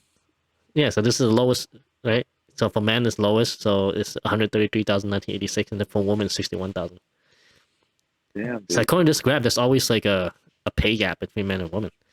Okay, the highest that I see here was in 2006, 217,000 for men. Mhm. How much for women? 150. 130. So Dang. that's the They're highest. behind. Well, 2006 was the Wait, highest. So it's an interesting trend. So 2006, literally 26 years behind. If you think about it that way. Yeah. Because that's what Woman- men were making in 1980. it's they're still behind. Oh, I see You know what what you're I'm saying? Like, so it's only up until 2020. That's when women start making 169,000, but men had increased still. which is more than men in 1980, I guess. Okay, but so after 2006, there's a sharp drop to 200. In 2010, men were making 190,000, right? Mhm. And women 125, and then there's like a little plateau between 2010 to 2017, 16, and then it start rising to now 2021 is 222,000. So that's the most. 200. Oh. So why do you think But the trend is that's like still this? that's still barely more than what we made back in 2006. 2006 217,000, but 2021 222,000. Yeah. So it's not even rising that much. It's those- kind of like plateauing. There's a. So the I mean, trend- let's see what the difference between men and women is in 2021. 170,000 and 220,000. So the gap's a little better, right? 50. Okay.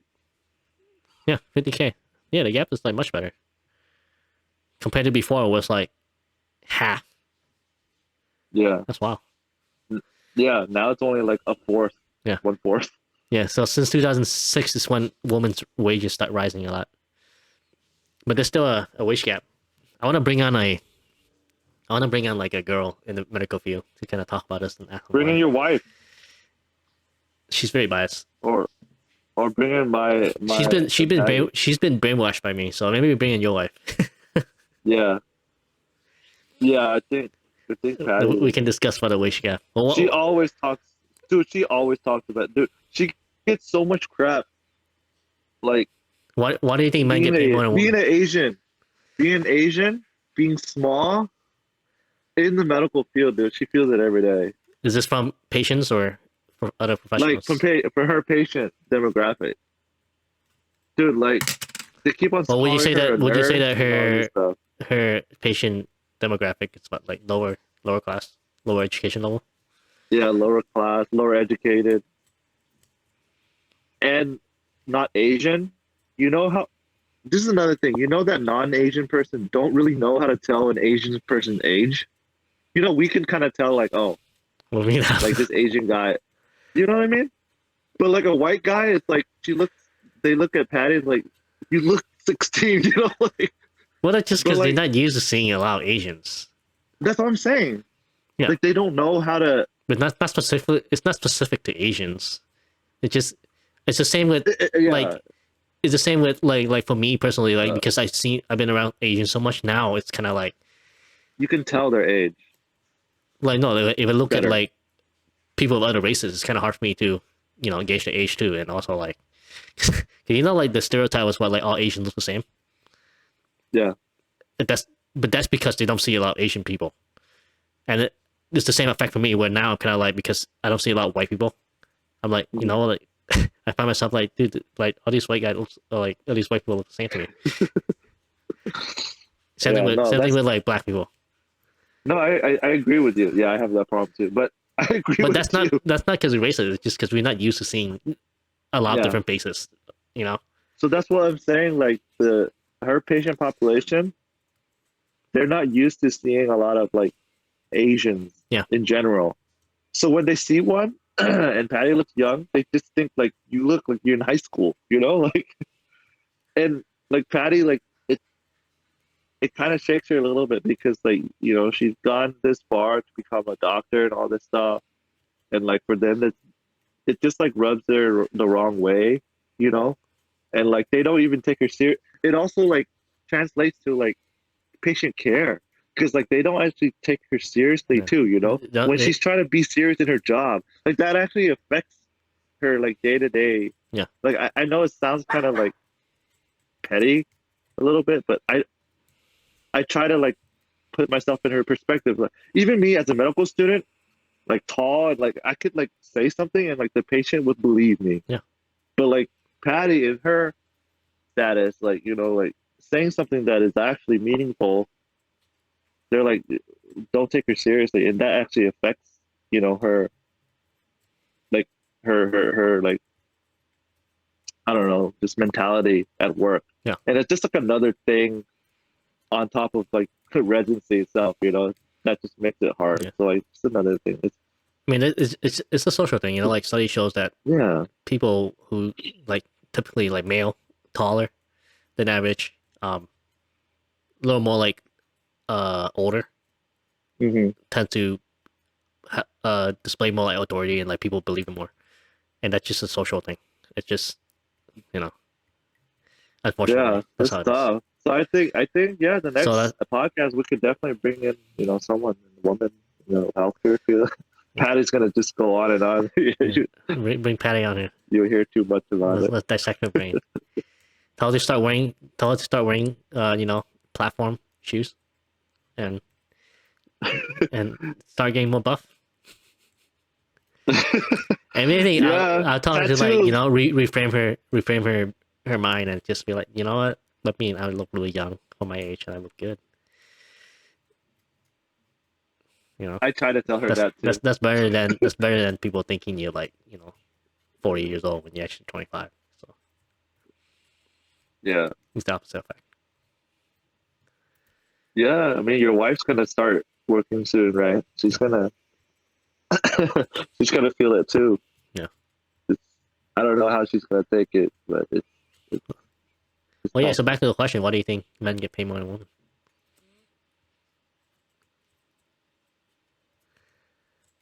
If I had to take my guess, Well, I'm sure there's a lot of different factors, but what are some factors you can think of? but like I want to see if I can get it right. I like the. I mean, there's no right wrong Uh, answer because no one really knows. oh, that's true. Right. I think it's because there's more men in the workforce. Is that it? So why does that make them get paid more? It's not a problem with reporting because Doesn't this reporting includes only or that, full-time workers who report wages by survey year.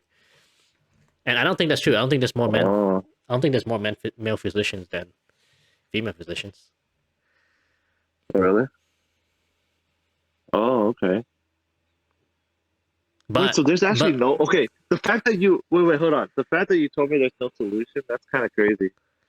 no, I'm not saying that there's no answer. solution.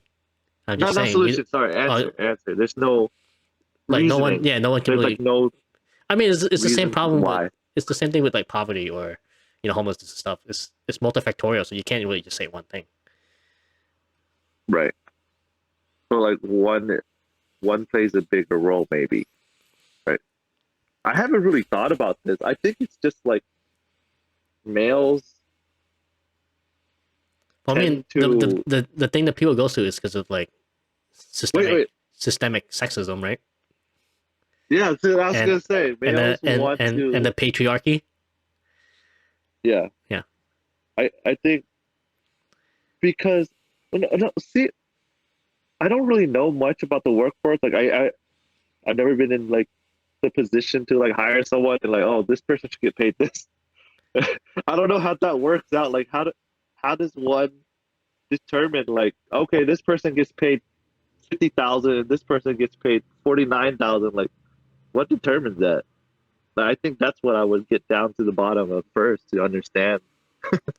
You know what I mean? I mean I can give you an easy answer for that because the person who What? got offered 49,000 decided to accept the job for 49,000, and the person who Oh, got offered maybe 49,000 decided to renegotiate and get 51,000. That's the price he's willing to work oh. at. So if And you're saying that, then you're saying males tend to negotiate more and get that negotiation through more than women, right?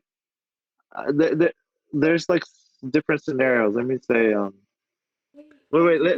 okay, you just gave me a hint, right? Let me well, talk I'm it not through giving real you a quick. hint. I'm just saying like I was answering the one thing that you just brought up.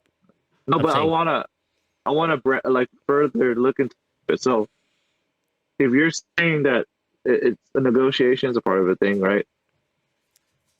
There's only a couple scenarios that might happen. Okay, so males tend to negotiate with either this happens. Males tend to negotiate more than females.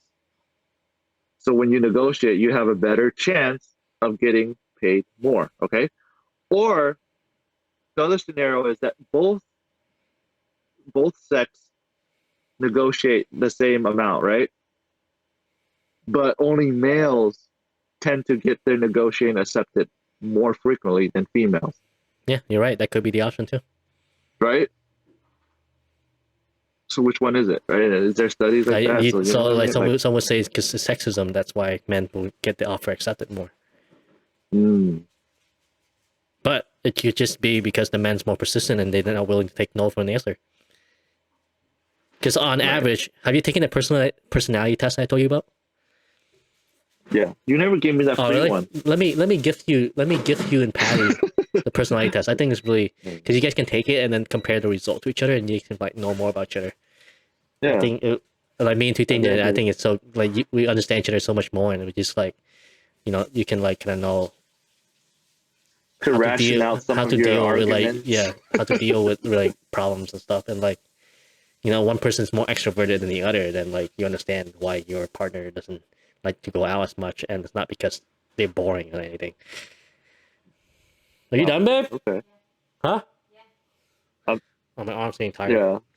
But yeah, I need to. But like on average, That's essentially it, men right? tend to be more disagreeable than women, and that plays a fact into they're more likely to ask for a raise first of all, because when you more disagreeable, you don't feel bad when you ask for things. You like men would just, I mean, like people who are more disagreeable can just be like, oh yeah, I don't really care. Like, what's the worst thing can happen? You know, worst thing can happen, say no.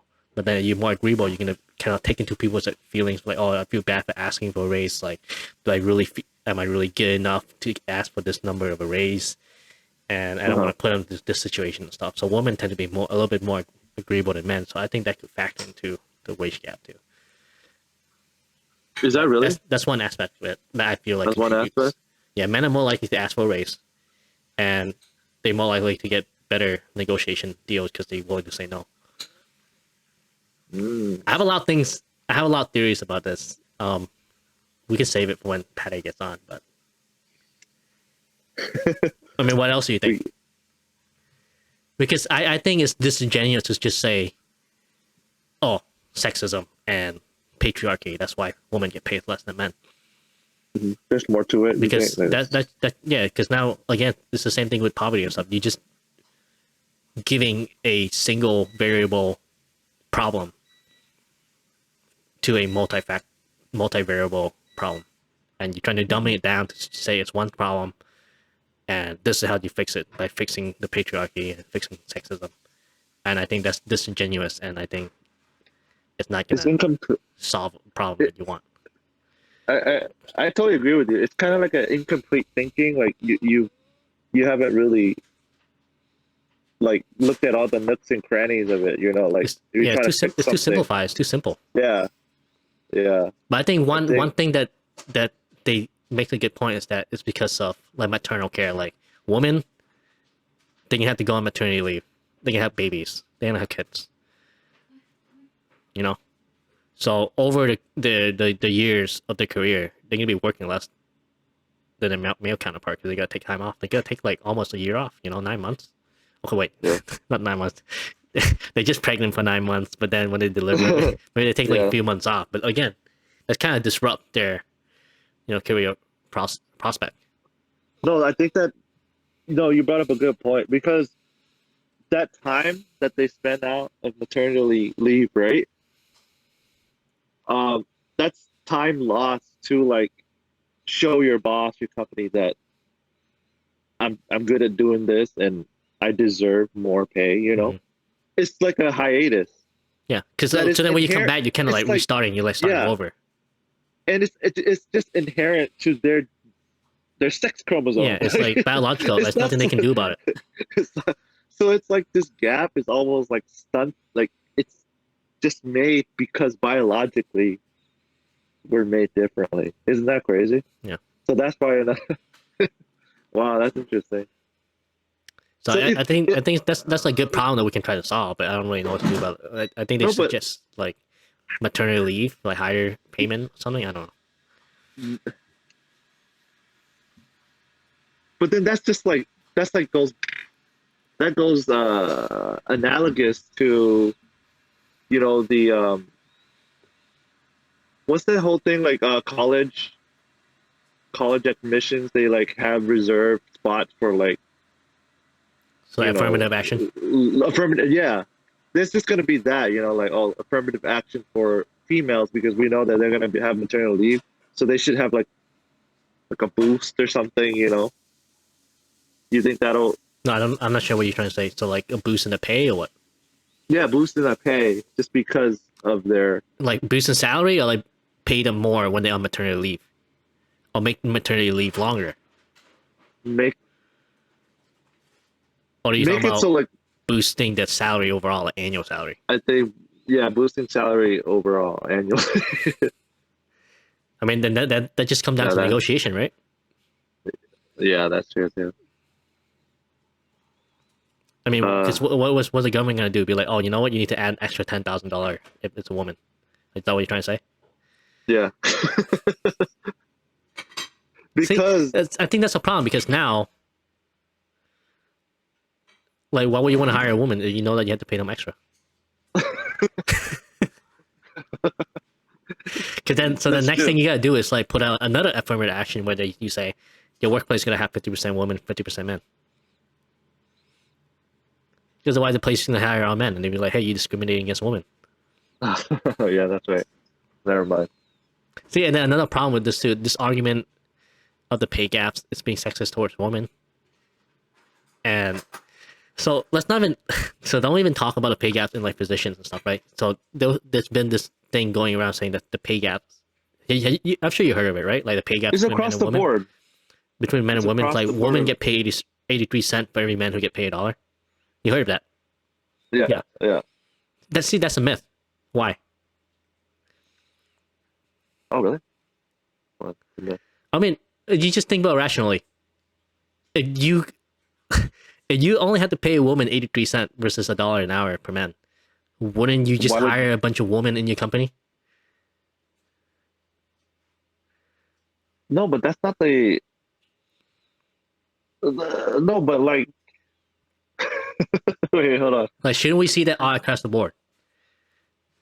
Yes. But we. Like, if you were a business owner, wouldn't you just want to hire a woman? No, but because there are different like properties that a woman can attribute to my company versus a man. You know, like there's Like what? different. If you're hiring sales people, you know, would you just hire all female salespeople? I mean, it's not Like like they can't do that certain men can do. economically, economically thinking, if this was true, sure, yeah, I could save more money by hiring our own women. Right. But it doesn't make sense because my company needs both men and women to To do different jobs there's like a or to do the same job. yeah to do the same job just to have like diversity, you know. Well, I mean, are you sure you want diversity? You want to keep more money in your pocket?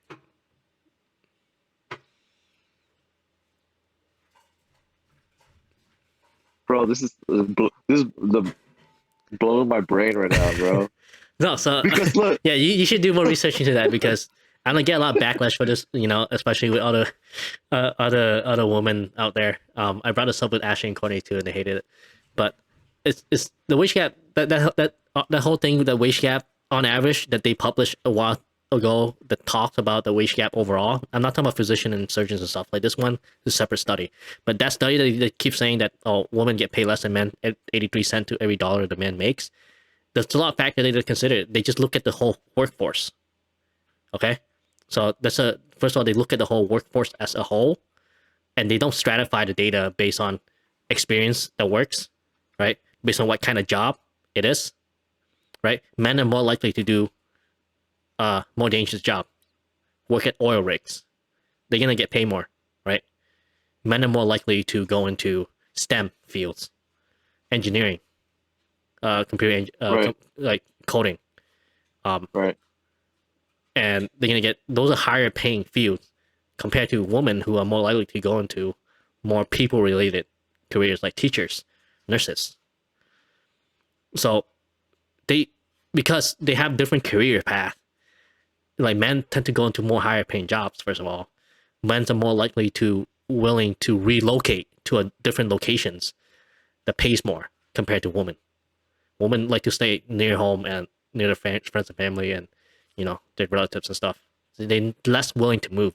Like for instance, as a physician, like male physicians are more likely to move to like rural North Dakota or South Dakota or like North Carolina or something to get that $500,000 family medicine gig a year than a woman would. So there's all these factors that study doesn't factor into. They only look at everyone as a workforce in a whole, and they're like, okay, like, we look at 100,000 women, we look at 100,000 men, stratify across the job data, and it looks like men are making more money. And then they say that average number, and they say that, oh, look, men are making more money than women per hour. And they say there's a wage gap. And that's why it's a flawed study that everyone's been citing. Wait, I really want to look into this study Yeah, because you should. I got a new world question, about like study design. Dude, UWorld questions are getting more tricky, especially in statistics, man. I feel like I'm Dude, taking like the you gotta learn your MCAT again, statistic, man. I bro. realize how important it is now. Yeah. But anyways, like they really try to hone it in statistics wise. Like they give you a question and it's like a legit paper, like Yeah, straight scientific up like paper an with a abstract and graph, everything. Yeah. and it's like basically which of these phrases are like true, Yeah. to the based on this. But anyways, like I think one of them was what you're talking about. There's all these like multifactorial variables confounding. I don't know like the terms. NCS still need to brush up on it, but like specifically to this study design, right? Shouldn't they randomize like all? I know they took all type of jobs, right? But shouldn't it be like completely random? Like, and they'll have a woman in the oil rig, right? A woman working in the oil rig and a man in the oil rig to like Well, the problem to is not the like problem how is does it work? the problem is 90% of men of workers in the oil rigs are gonna be men. If So not the like randomize, if not 100%. yeah. So randomization, you just pick out a So man, when let's say when they do right? stratify the data for let's say teachers, right? Yeah. And they like look at the like teacher profession between men and women, and they found that men make more money than women on average, even just in the teacher professions. So and then they say that because there's a wage gap. Because this data that they looking at, they only look at so like every workers in the workforce. So they do stratify that data based on like professions and stuff, and it still shows that men make more money than women in that profession. But it doesn't but it's only looking at the person in the workforce. It doesn't look at why that person is making more money. Maybe men like it's like what I said. Maybe men are more likely to work in higher paying area, right? Maybe men are more likely to work overtime. So this I don't want to get into it, but there's another study that shows that so they only look at one specific like the bus drivers for the city, Mhm. and they look at Mhm. between men and women. They work the same hours, and yet men get paid more. It's because the men were more likely to work overtime. They're more likely to pick up shifts like night shifts and stuff that pays more. Oh, So even when wait, but given the options, the women weren't as willing to take those options to make more money compared to the men. So the problem with the study is that they only look at just like workers in the workforce with no other stratification like overtime or locations or how long they've been working. A man working like for the past 30 years is going to be making more than a woman who just entered for the past 5 years. Mhm. So it's a flawed study design. Right, because it's not control enough Mhm. for you to make a specific statement saying that, oh, based on this data, women make less money than men. But it's still true in the other study that you said, right? Which one? Like the 20, like you're naming the each year, like 2016. The one I just showed you with the physicians? Yeah, Well, this one I haven't yeah, seen yeah. the exact study yet. This is just the graph that I saw someone like the AMC posted. Uh, So, but that's my point though. That's why I brought this up because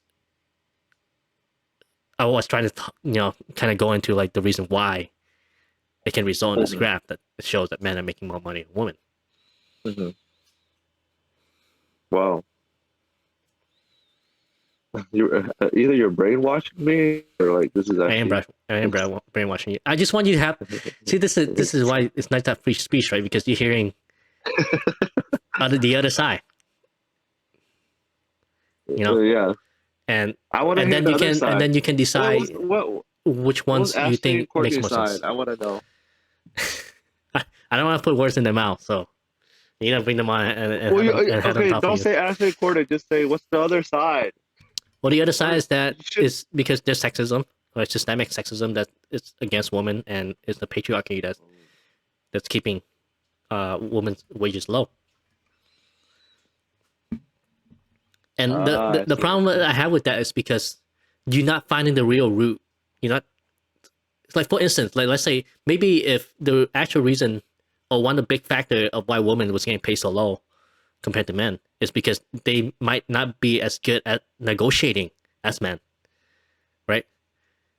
And if you know that that's the case, if you like, oh, you know what, the study kind of shows this, maybe the woman can know this and they can be like, you know what, I think that's true. Let me hire a contract lawyer to negotiate for me. And then that's how you can solve the issues rather than just saying, oh, the system is against you.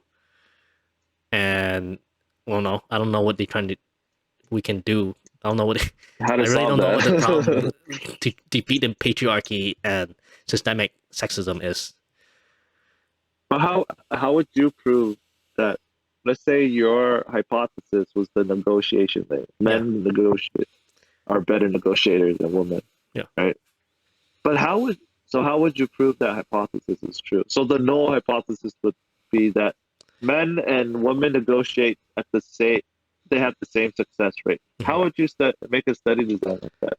I mean, I'm not like a research expert, but I think for me, you can look at, let's just say, one hospital, right? And then what you can do is you look at one hospital and you look at their hiring, like who they interview, okay, and the people that they do decide to interview. Let's say how many renegotiations were conducted before the contract was signed, right? And then you compare that between men and women. Maybe men tend on average to have more renegotiated. They ask for more renegotiation on the contract, more changes in the contract compared to women did.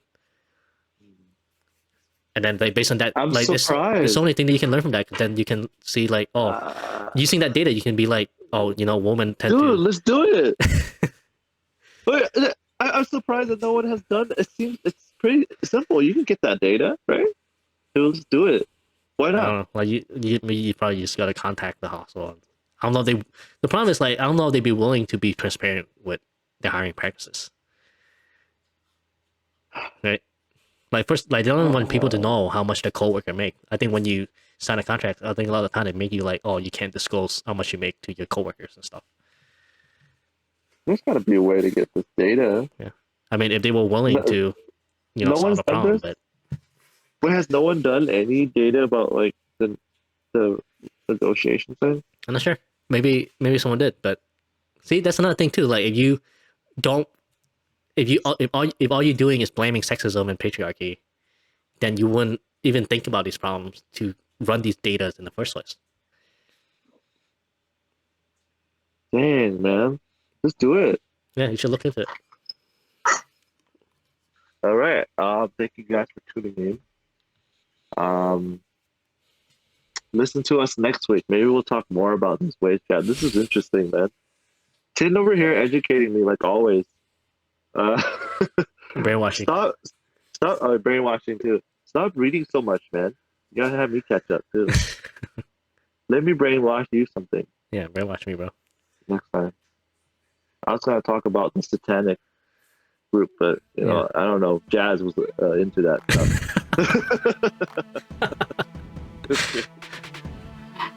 Okay, but yeah, make sure you guys like, subscribe, follow us on Apple, Spotify, and all that jazz. Okay. And don't. Yeah, alright. I'll see you guys next time.